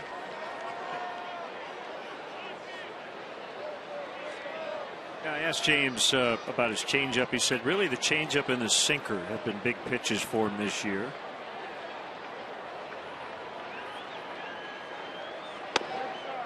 He also admits, if given the opportunity to try to join the rotation again, he would jump at it. And you know who his best friend on the team is. Would you like to do what your compadre did this year? Absolutely. Jeff Samardzija, a full-time starter this season. Russell struggled at it last year, but now he's done both. And he said, I don't think that's something that ever completely gets out of your system. He's just been so good in his current role, much like when Sean Marshall was here. Every time a manager would try to plug Sean Marshall into the rotation, he would just, for whatever reason, not be nearly as effective as he was in short bursts coming in from the bullpen. And Sean Marshall grudgingly accepted the move to the bullpen and has now turned into one of the best left-handed setup guys in the game.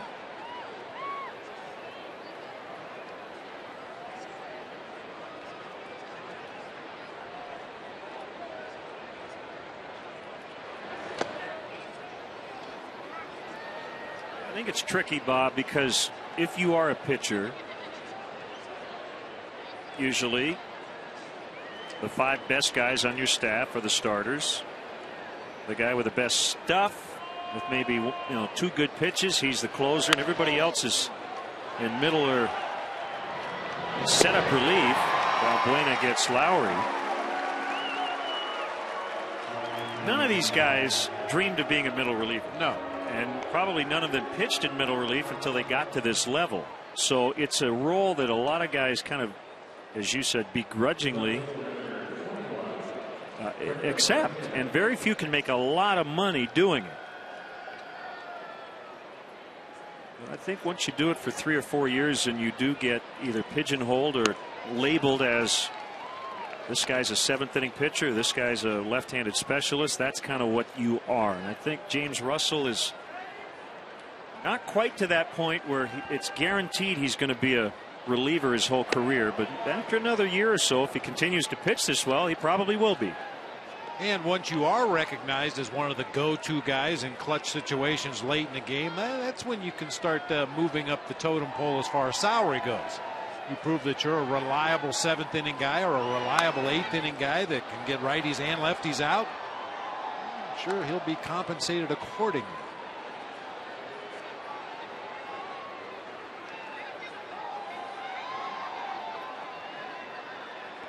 In a way, I think we're wrong in our guess. In fact, I know we're wrong because I cheated. So it's not Nolan. Not Nolan Ryan, no. I know Mike Scott had at least one no-hitter because I was there to see it.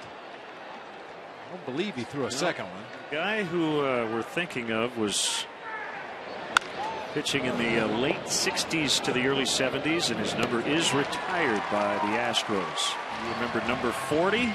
We'll give you the answer when we come back. Still 2-0.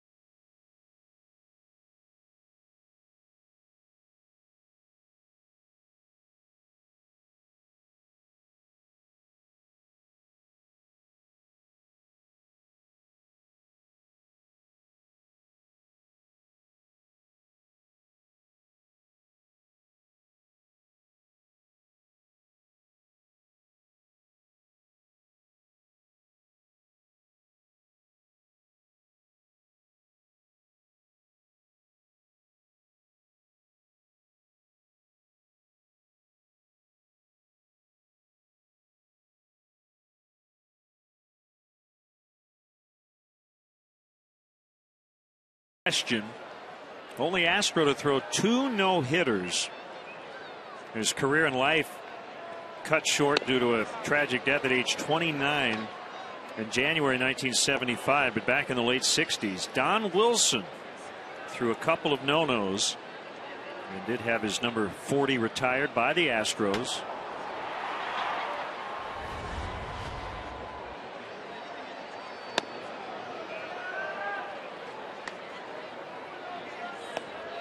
Yeah, our crew, they're so good because they knew the misdirection. We would immediately go to Nolan Ryan. Yep.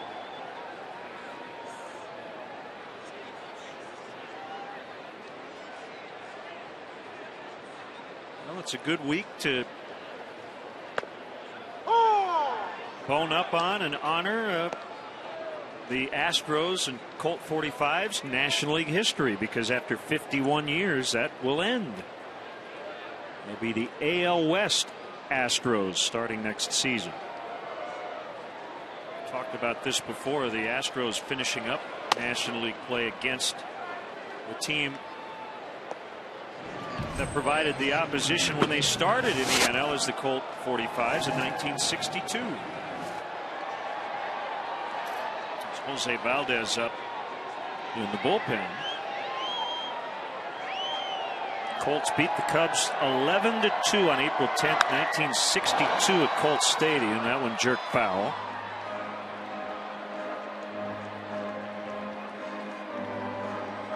The most wins against any opponent, 374 against the Cubs.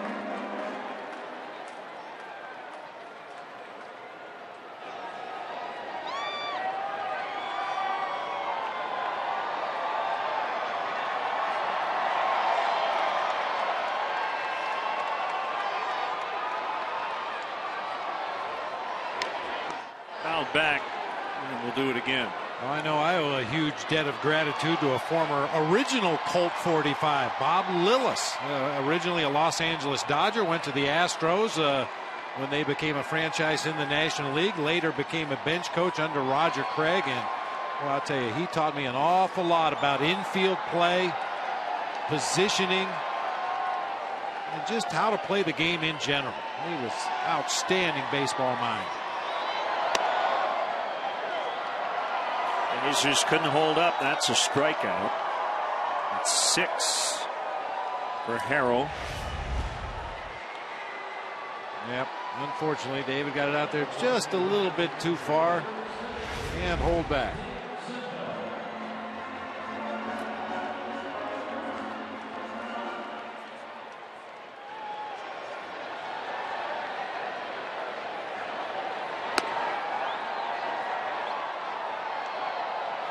Another thing I remember about Bob Lillis, and he was a guy, for those of you who aren't familiar with Bob Lillis, he was probably about Darwin Barney's size. Second baseman, not big of stature, but every time we had a bench clearing brawl with the San Francisco Giants, Bob Lillis would come out of it with his jersey ripped and his buttons popped and his hat on backwards and his belt ripped off. He was always right in the middle of it. Playing peacekeeper, but just always seemed to be in the wrong place at the wrong time. When the two big guys were locked up, there would be Bob Lillis in between them.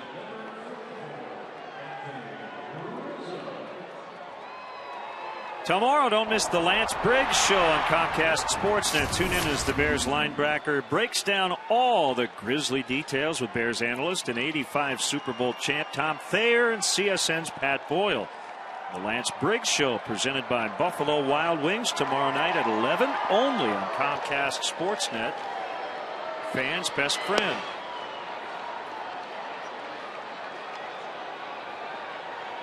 The first trade between these two franchises, March 28th, 1963. Colt 45s traded Hal Hadel, Dick LeMay, and Merritt Renew to the Cubs for Dave Gerard and Danny Murphy. You don't remember that one? I think both teams benefited from that trade. July 8th, 1973, the Astros purchased Juan Pizarro from the Cubs. Pizarro should be pitching tonight in the Pizarro World Series. I would agree. December 9th, 1981, the Astros traded Gary Woods to the Cubs for Jim Tracy.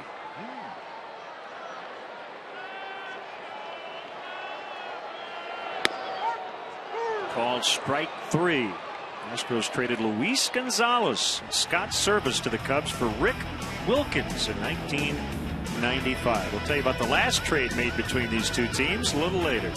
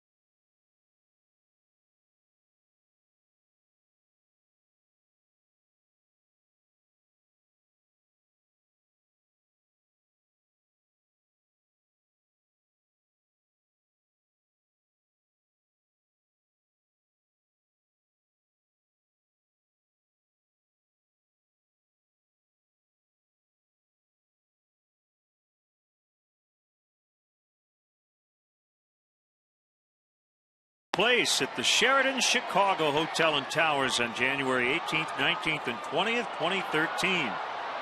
Rooms are available now by calling the Sheraton at 800-233-4100 been asking for the Cubs convention rate. Weekend passes go on sale at a later date. For more info, visit Cubs.com.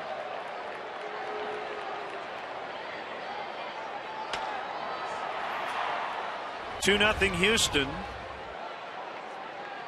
James Russell against Brett Wallace. Russell went 1-2-3 in the 6th. And this is exactly one of those situations we were talking about when James Russell came into the game. He's going to face Brett Wallace, a left-handed hitter, to start the inning, and with nobody warming up in the Cubs bullpen, he's going to also get an opportunity to face the red-hot Matt Dominguez, a right-handed hitter, in order to get to the next lefty, Jason Castro. Now, there are times, especially in a close ball game, you might not allow the left-hander to stay in against Dominguez, but because James Russell has been equally effective against righties and lefties, he's going to get that chance in this inning. We will get a chance to conduct the 7th inning stretch. All right. Brought to you by Captain Morgan coming up. Good opportunity for you to lock up your dogs, put them in the closet with some earmuffs on. You put some tape over your glass in case the windows shatter.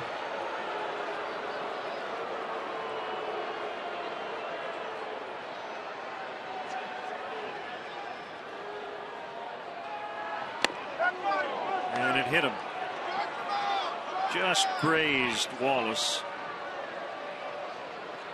So I have to finish our Cubs-Astros trade dateline. The last trade between these two franchises 10 years ago when Tom Flash Gordon was traded from the Cubs to the Astros for some minor leaguers.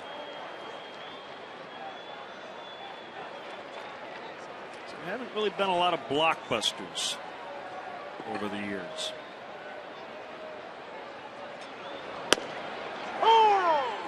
Well, that's not really uncommon for teams in the same division. You rarely see those big blockbuster deals with superstar caliber players going within their own division. Usually you try to get them out of the league if you possibly can. Let them do damage to somebody else.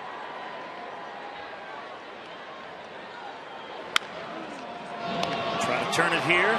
5-4 to 3. The pick by Rizzo. 2 down.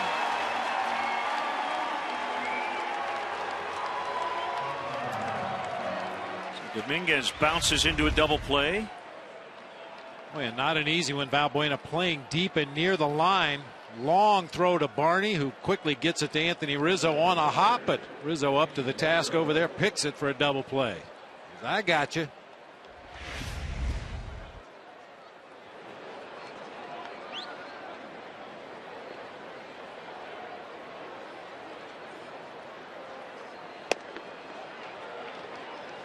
Swing and a miss by Castro.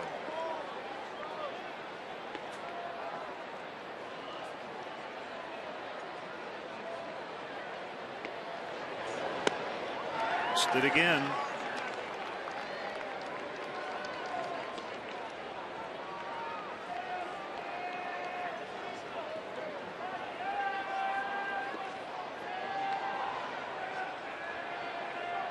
Strike away from Melodic Magic.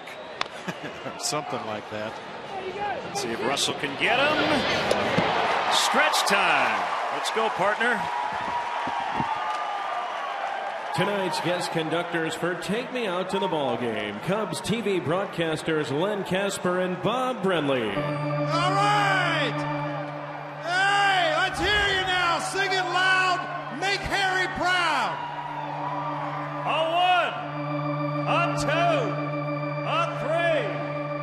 Take me out to the ball game.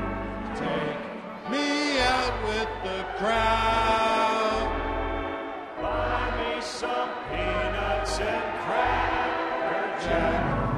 I don't care if I ever get back for its root for the Cubbies. If they don't win, it's a shame. For if strikes you're out at the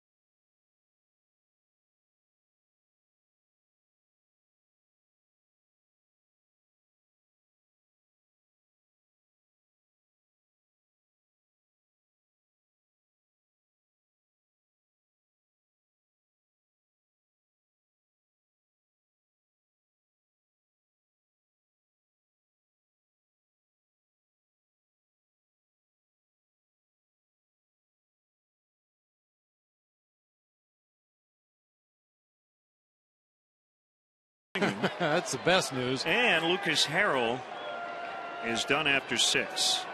Cubs had seen enough of him, so now it's Jose Valdez. He only had 2 hits off Harrell, who struck out 7 in his final start of the year. He tries to finish at 11-11. He has a 2-0 lead as he hands the ball to the bullpen.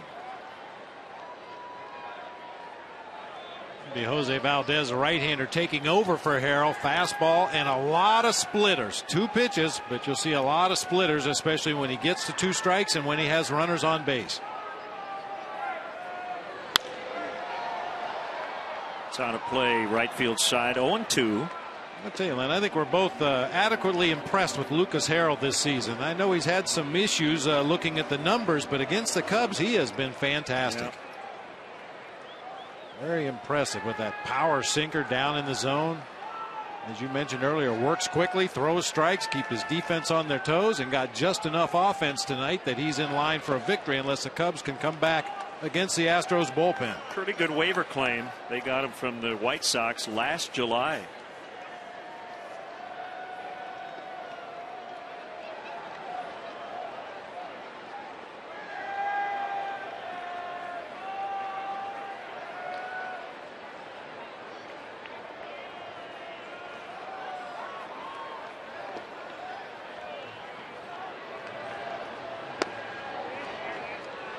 Two on Soriano.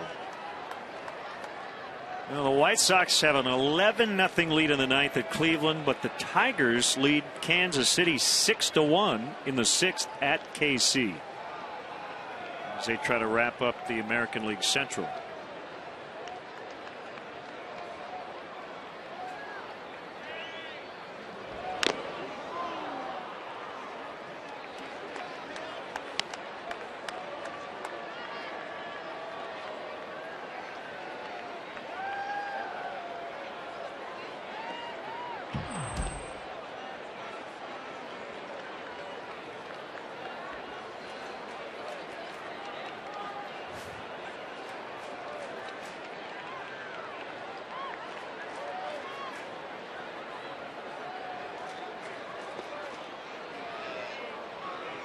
Pitch.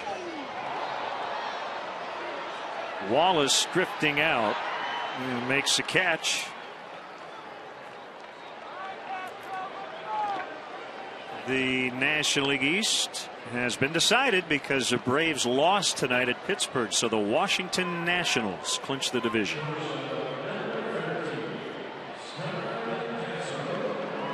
Well, we've been talking about it for a couple of days now. Really, the only race left in the National League is for best record.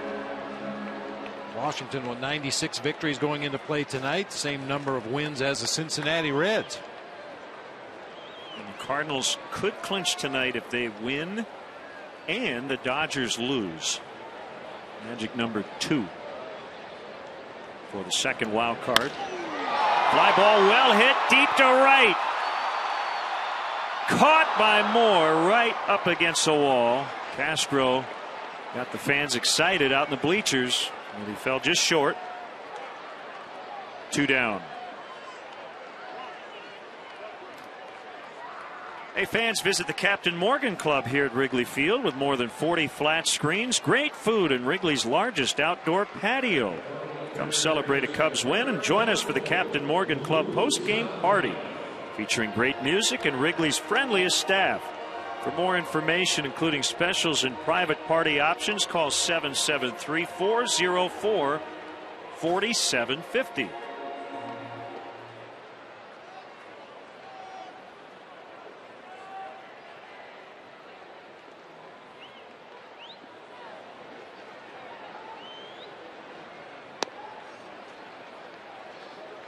All one to Luis Valbuena.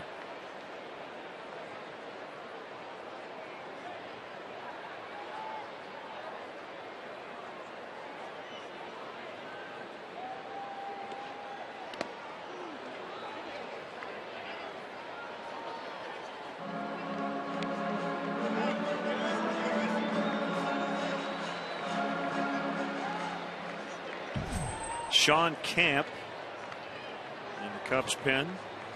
Got into the game yesterday after a week-plus layoff.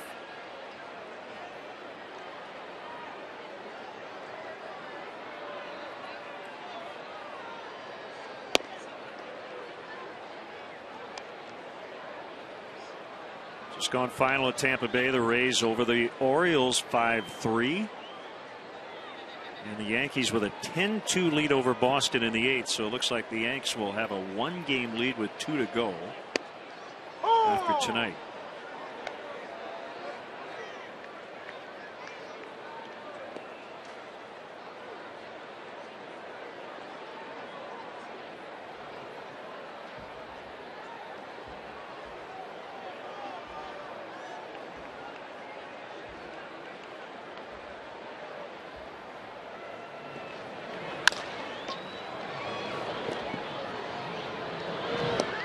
That's it for the Cubs in the 7th. That is the 1, 2, 3, 4, 5th 1-2-3 inning they've had on offense.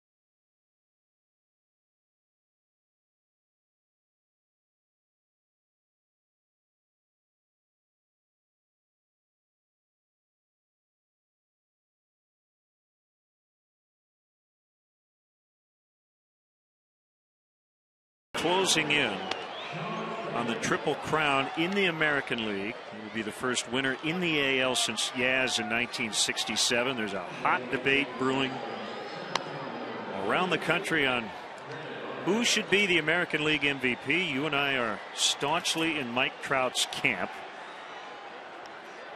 And we should both, I won't speak for you, but I will speak for myself. When I say Mike Trout's the American League MVP, I'm not saying Miguel Cabrera is a bad player. He's a great Hall of Fame hitter. He just picked the wrong year to win the Triple Crown, in my opinion. And in my eyes, the most valuable player award is more than just the best offensive player in his league. And I think Cabrera probably is that in the American League. But boy, Mike Trout can win games with his glove, win games on the bases, win games with his bat. He is the complete baseball player, having an unbelievable rookie season. Sean Camp into the game inside on a breaking ball. Let's look at the run leaders in the American League. Those two guys right at the top. Two Tigers in the top 5.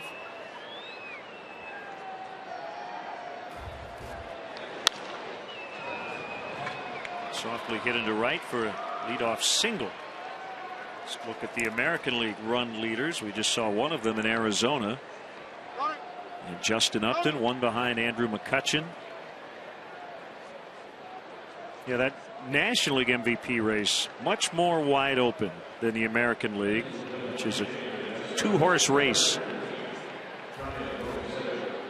Ryan Bogusevic will hit for Valdez.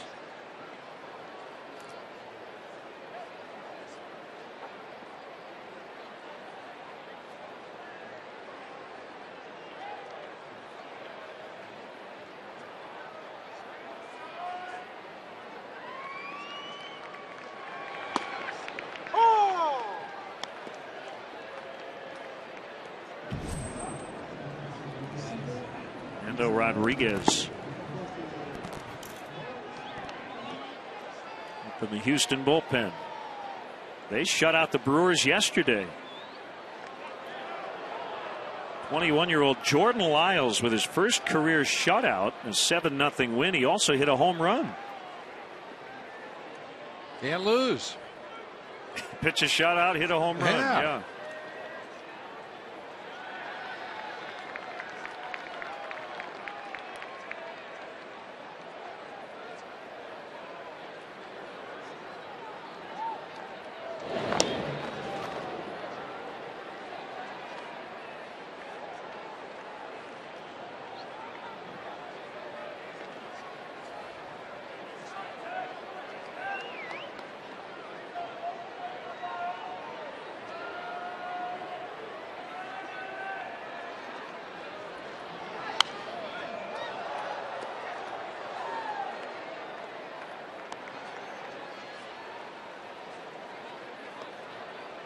AT&T U-verse multi-view.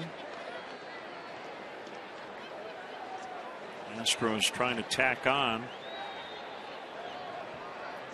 Sean Camp trying to keep them close.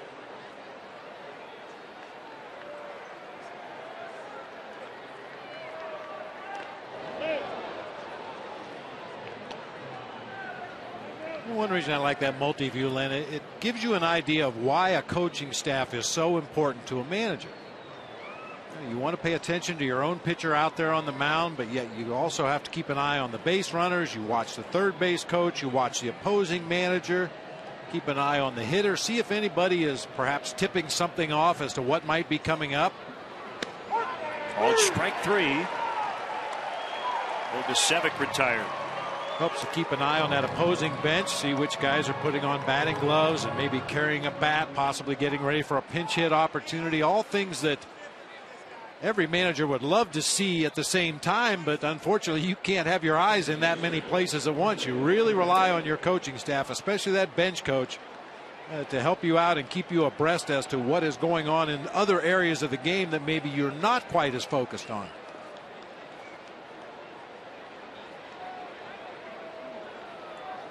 Here's Jose Altuve. I will tell you that, yeah, there are times when, we see everything. We've got replays, we've got cameras everywhere. And there are times when a player won't hustle, or a player on the other team will style on a home run, and sometimes the manager doesn't see it. He's looking at other things. He eventually hears about it. But I think managers are at a bit of a disadvantage in this day and age with the fact that we can see everything. Well, why didn't he pull him from the game? He didn't hustle there. Well, there may have been 3 runners at the time, and he's watching the guy score, not watching the guy going from first to second. And then if somebody tells him about it, the manager wants to see it for himself before he jumps in a guy's face.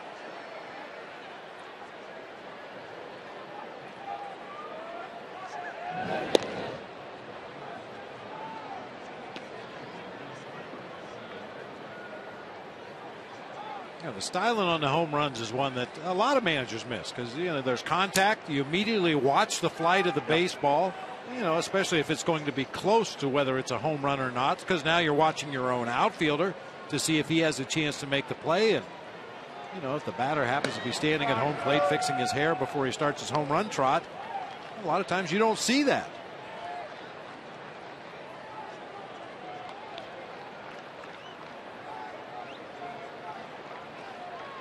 Somebody always does. One of those other starting pitchers sitting on the bench, one of the bench players, one of your coaches, one of the pitchers in the bullpen. Somebody will see it. 2-1 on Altuve.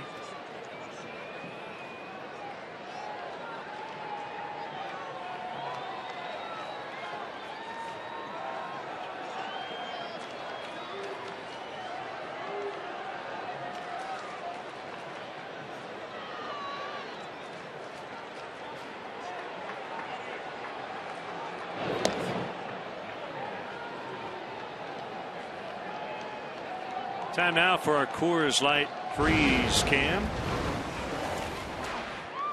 Either the Wrigley Field ground crew moved second base back a foot, or Jose Altuve started to slide just a little bit too soon. Came up short at second base. Easy tag out for Starlin Castro. Swinging bunt picked up by Camp to get the second out.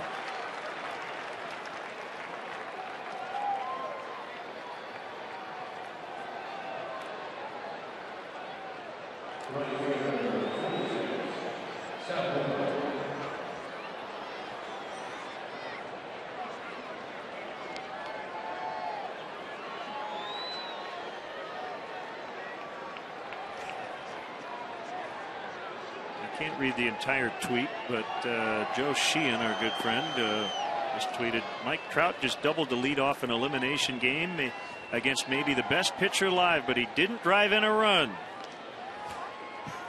He's being facetious. Yes.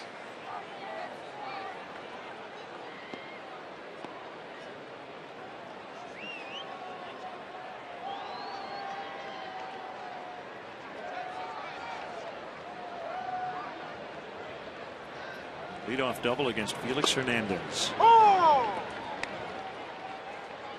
And he did score as Albert Pujols hit his 50th double. 1-0 in the first. That Albert Pujols that was done back in April? Right. Yeah. That guy.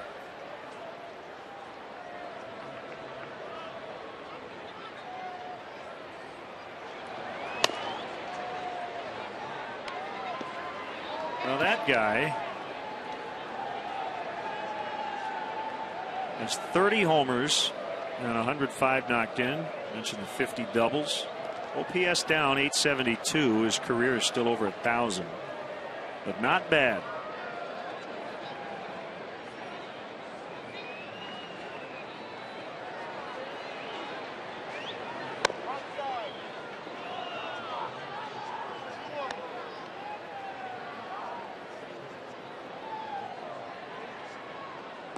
No sign of a bunt this time around from Scott Moore. With a runner in scoring position, he's thinking about driving that guy in rather than getting himself on base.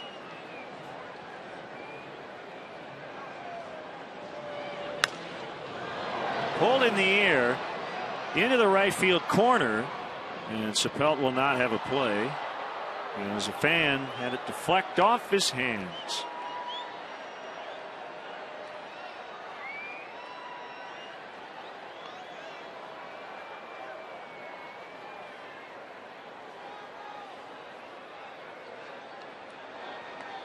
What happens when you tie the sweater around your neck? You're never going to make a catch dressed like that.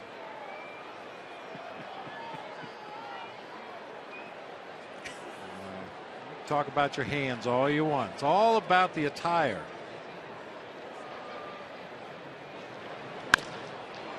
Line and a base hit. Throw to the plate is cut off. Throw to second. Late. That's a good job by Wellington Castillo. He knew they didn't have a play on Barnes, so he tried to cut off that throw as quickly as possible, but still not in time to get Moore, who singles home the third run. 3-0. Yeah, wise play by Wellington Castillo. You've got to know whether or not you have a play on that runner coming around the bag at third, and if not, cheat up in the middle of the infield as far as you can to take that throw from the outfielder and hopefully get the batter runner trying to advance to second base. Yeah, that particular play, you become your own cutoff man.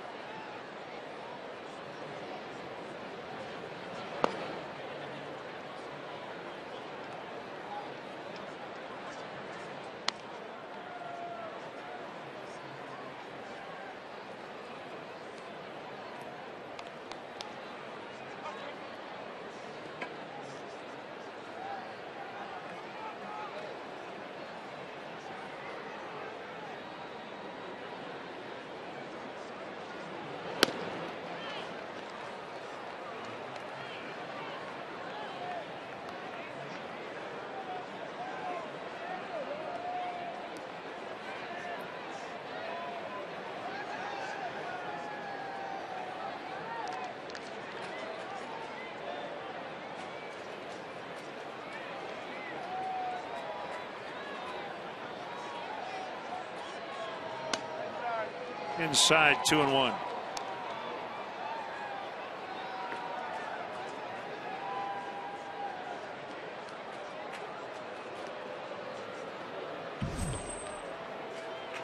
Andy Corpus in the Cubs bullpen.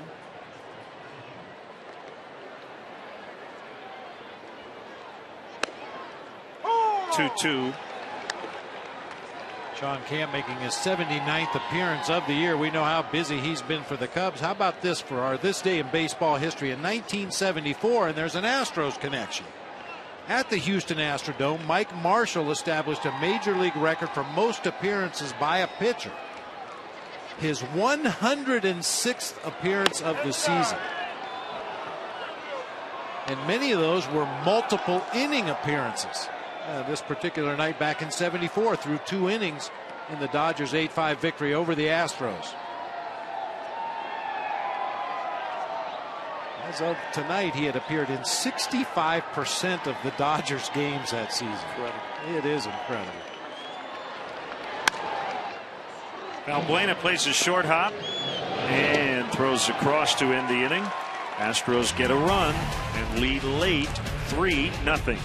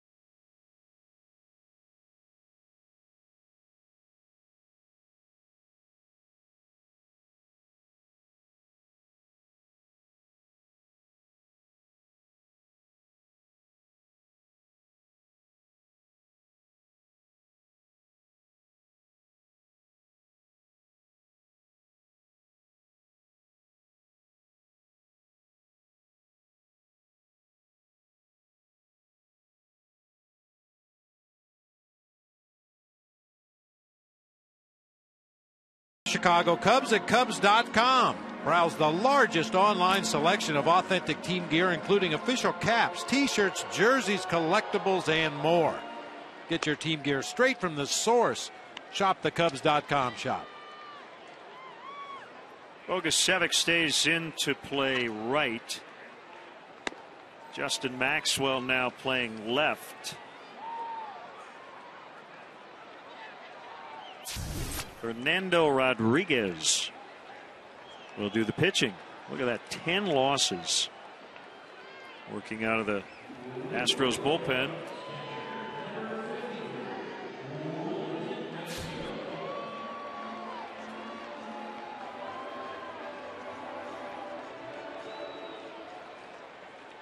Mostly a fastball curveball combination from Rodriguez. An occasional straight changeup, occasional slider, but usually fastballs and curveballs.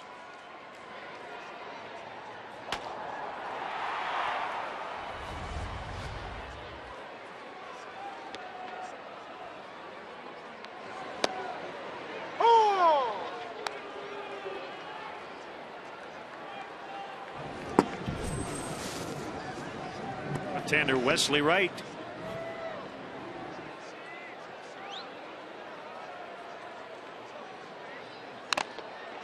Bangs that one off Castro's mask. He's had a rough night. Dirt in his eyes.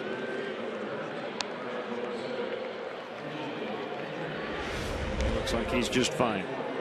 One catcher fouling it off the other catcher and the umpire. The trifecta.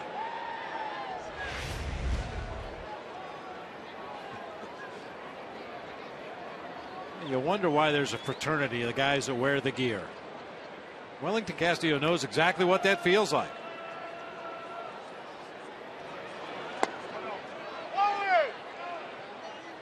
And after the foul ball hits Castro, it plunks the home plate umpire Ron Culpa. He heard, or rather, Castro heard the contact with the umpire. All three of those guys knew exactly what was going on and what it felt like.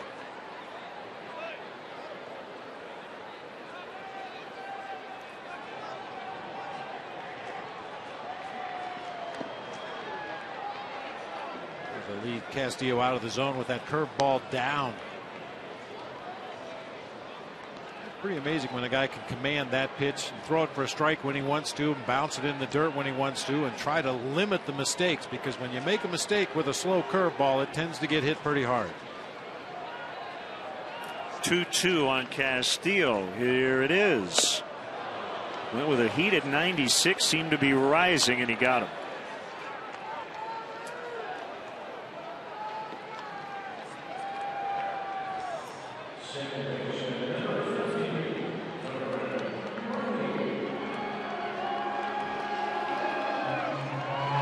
Fastball just explodes as it gets near the plate. Going to take off. Yep. That's a nasty combination of pitches when you can elevate a fastball, four-seamer at 96 up there, and then throw a curveball that starts in the same general vicinity and ends up down around your knees. Same fastball right there. This looks like a very hittable pitch, and it isn't. Looks as big as a beach ball, but you've got to be extremely quick to get on top of a 96-mile-an-hour heater up high out of the zone.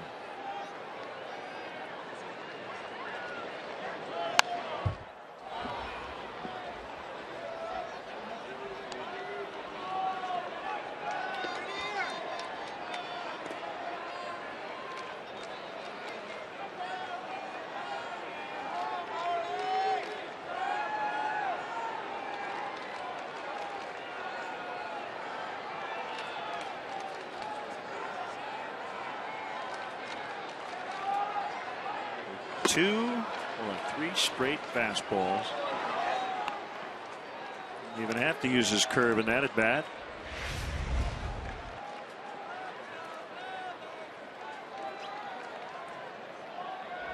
That's a rarity. You don't see Darwin Barney go down on strikes very often, especially not a 1-2-3 at bat. Well, you know, you talk about hitters generally don't or shouldn't guess with two strikes, and I don't think he was necessarily guessing as much as he just hadn't seen the curve yet. And it just looked like he was really late. DeFrancesco is going to match up here.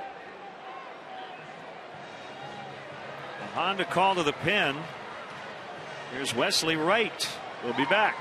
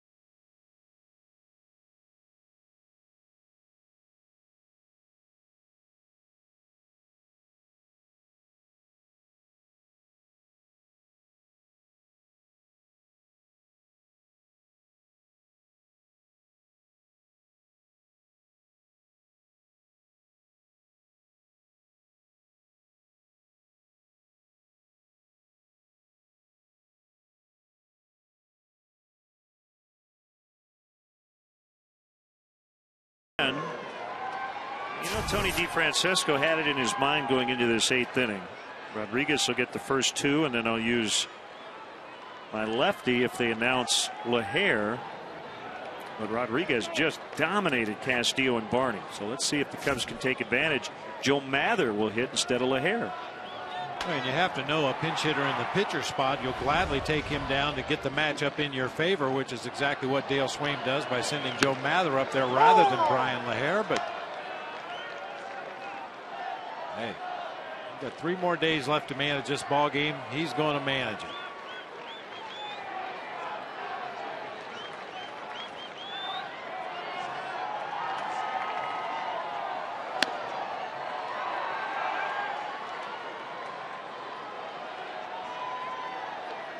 That one's just overthinking it just a little bit. You got a 3-run lead in the ball game. I mean, even if Rodriguez gives up a solo bomb to Brian LaHare, big deal. Now you make the pitching change. A 1-run game, it changes everything. But a 3-run game, probably would have been all right to let the righty roll. 1-2.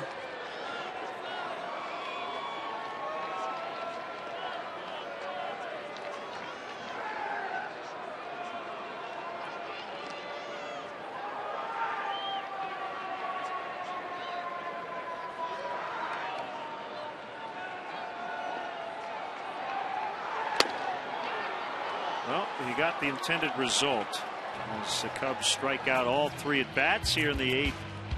So we go to the 9th, 3-0 Houston.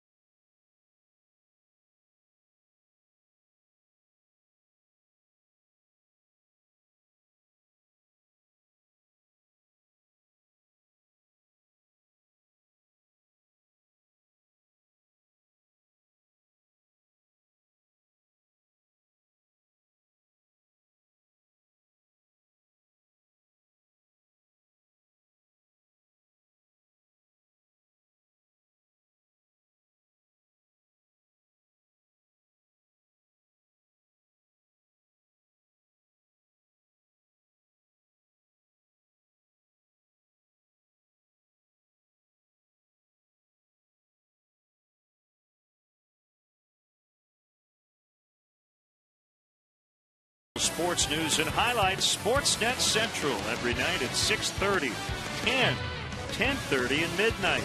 Only on Comcast Sportsnet. Fans' best friend. Here's a closer, Carlos Marmol, back-to-back appearances. He finished the game yesterday in Arizona. Did not get a save. Cubs won 7-2.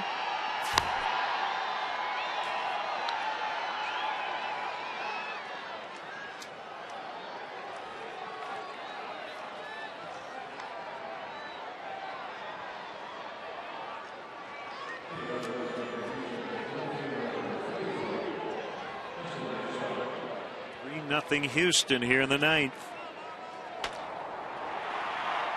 Justin Maxwell will lead it off, his first at bat.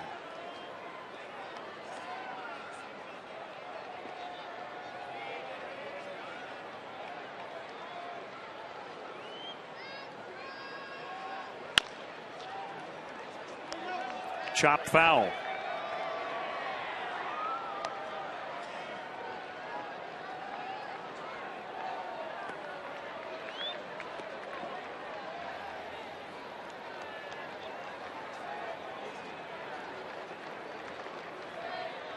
Maxwell leads the Astros with his 17 home runs. We got him off waivers from the Yankees in early April.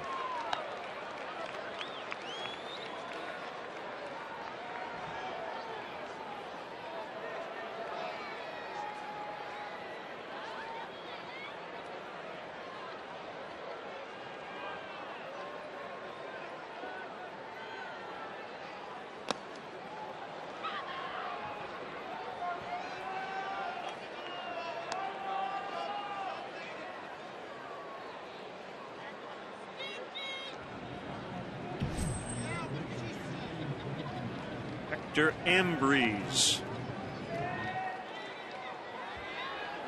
from the bullpen.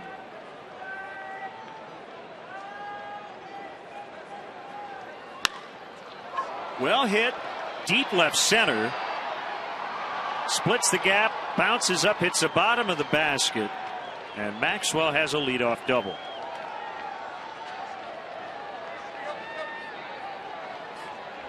With that swing, it didn't look like the ball was going to travel that far. So reach way out over the plate. You see a piece of, I think, protective padding on the thumb flew off there before Maxwell started his trip around the base. Ends up at second with a leadoff double here in the top of the ninth.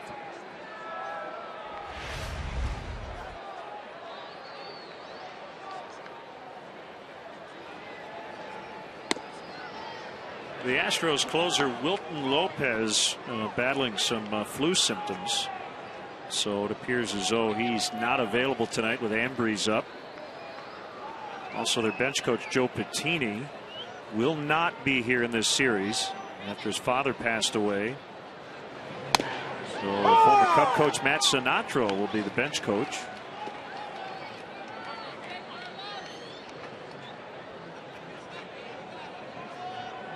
One and one on Wallace.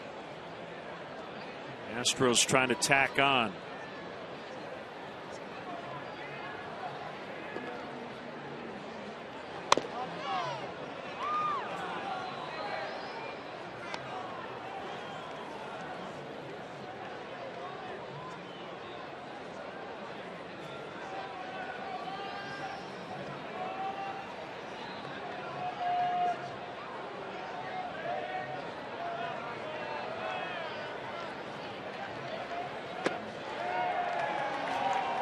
Two and two.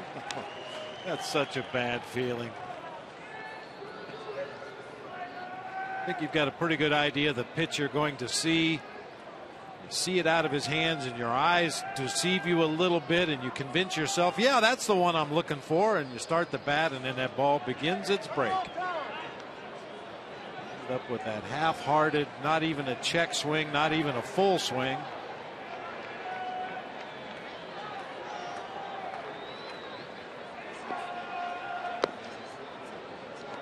Recognize that slider a little bit better that time.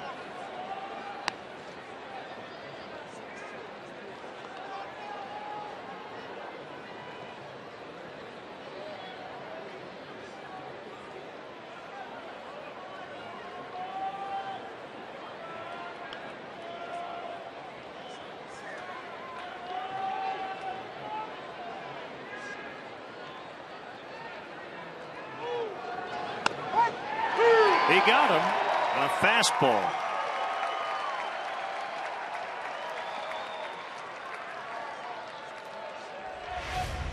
That's where Carlos Marmol's past history earned him a strike three right there. I'm sure Brett Wallace, especially after the half swing on a slider and saw a slider on the 2-2 pitch, he probably figures that's Marmol's best pitch. That's what he's going to throw me 3-2. And he gets caught napping on a fastball right on the outside corner.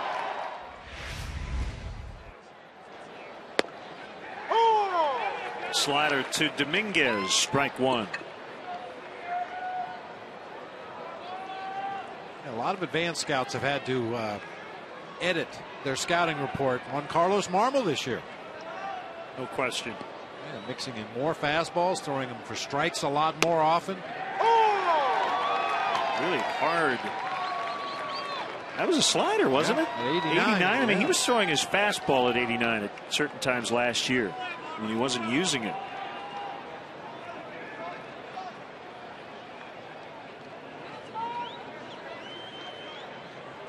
Comes another one. We'll see how hard it is. 88. The bottom fell out.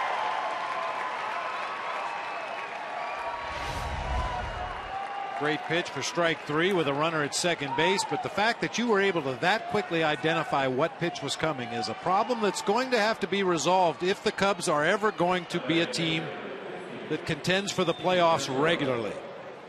Yeah, you just cannot put down one sign with a runner at second base.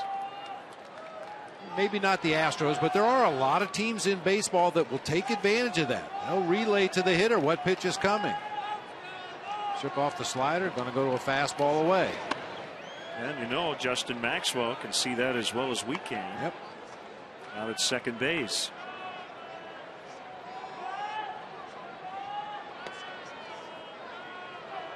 And it's got to be really easy to relay a sign when Marmol's a 2-pitch pitcher. Yeah. One or the other.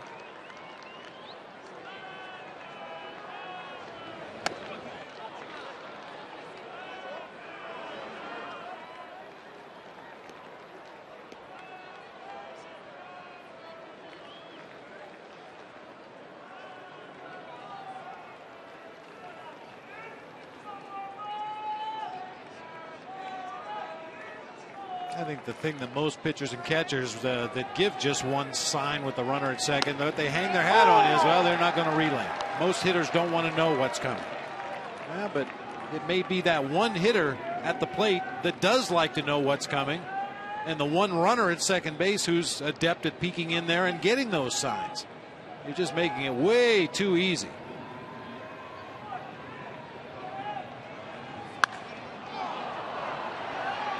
Line shot, hit right on the screws, but right at Dave SAPPELT, and a loud sound off the bat. So Marmol works around the leadoff double. Last chance now for the Cubs, trailing 3-0.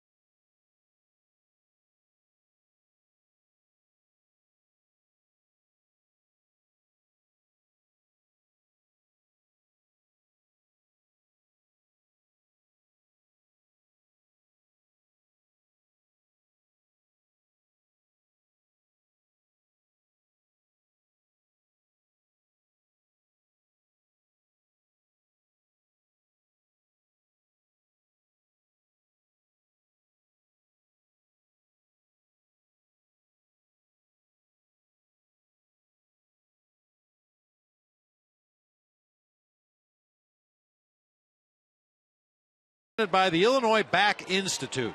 Watch post-game press conferences, player interviews, and get a full breakdown of the action only on Bears Post-Game Live tonight after the Bears game on Comcast Sportsnet, fans' best friend.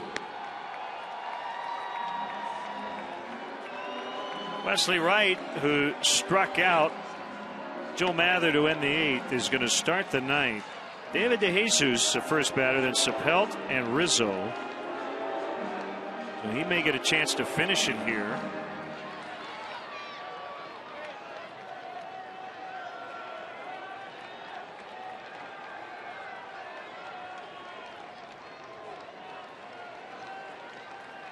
If Wright is able to finish it, it would be his second career save. His first came back in 2008, his rookie season.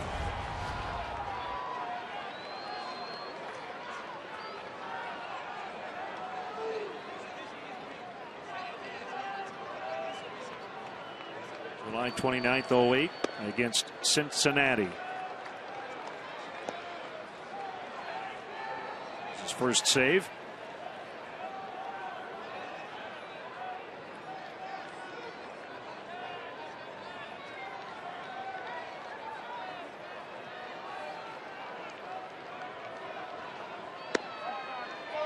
outside 2-0. Cubs trying to avoid their first 100-loss season since 1966 and just the third in franchise history.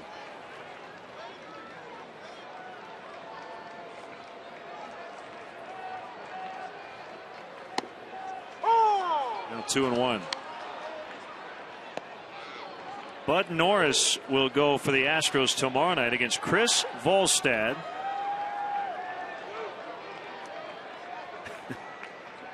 And Edgar Gonzalez, a right-hander, versus lefty Travis Wood in the season finale Wednesday. Well, 3-1.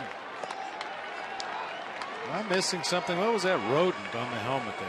Is there something significant about the Saints? I'm guessing yes.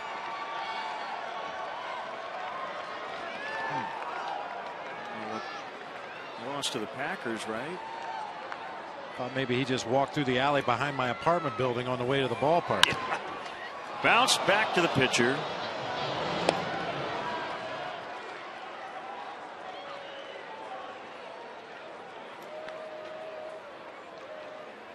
So 1 out, and it's Dave SAPPELT.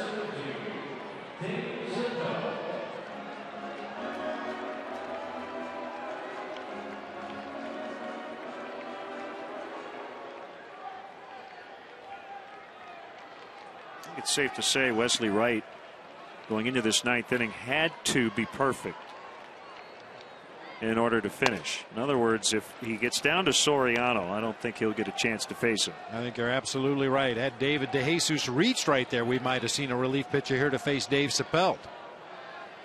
But much like James Russell getting an opportunity to work through a right-hander to get to that next lefty, that's the same thing Wesley Wright going through right here against Dave SAPPELT. But after Anthony Rizzo, you've got a string of right-handed hitters, and Hector Ambriz is warmed up and ready to go.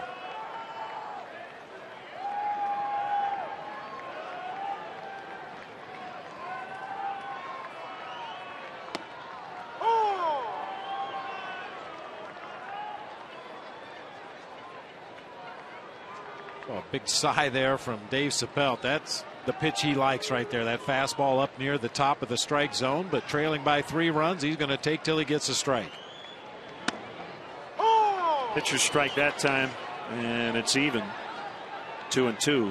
They go to the 9th in Kansas City. Detroit 3 outs away. They'll get another shot to add on, but leading 6-3 as they try to clinch the AL Central. White Sox won earlier, 11-0 over Cleveland.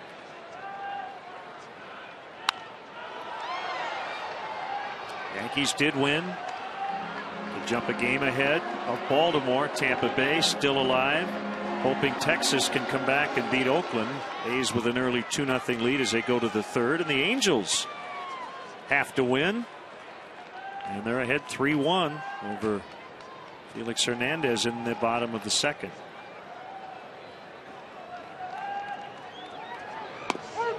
Called strike 3, 2 outs. Second strikeout for Wright.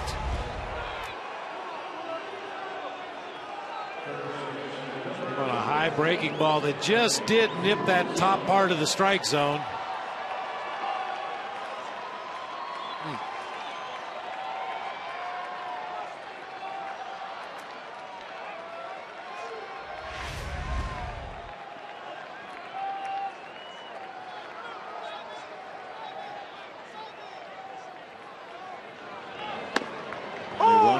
Race left to be determined in the National League. Again, Cardinals' magic number is 2. The Dodgers, the only other team alive. Cardinals lead 4-2 in the 9th at home against Cincinnati. Here's the 0-1. Now 0-2. Dodgers trailing the Giants 1-0 in the 3rd at Dodger Stadium. Season ends on Wednesday. Maybe.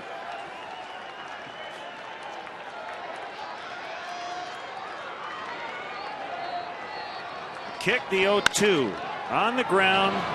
Jed Lowrie throws to first. The Cubs get shut out tonight on 2 hits.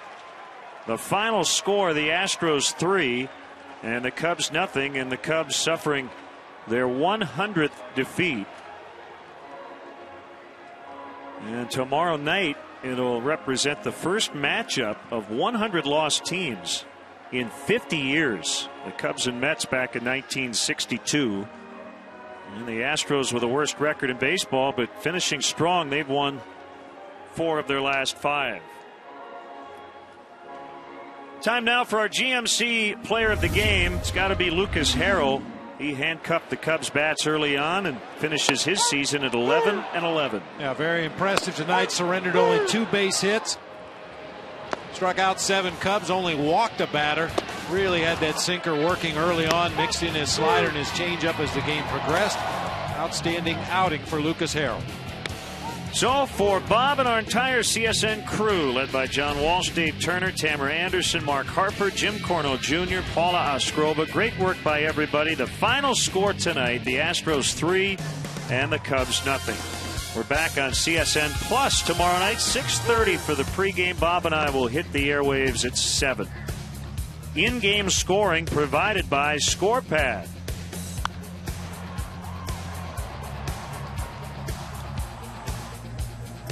You've been watching Cubs baseball on Comcast Sportsnet, now part of the NBC Sports Group.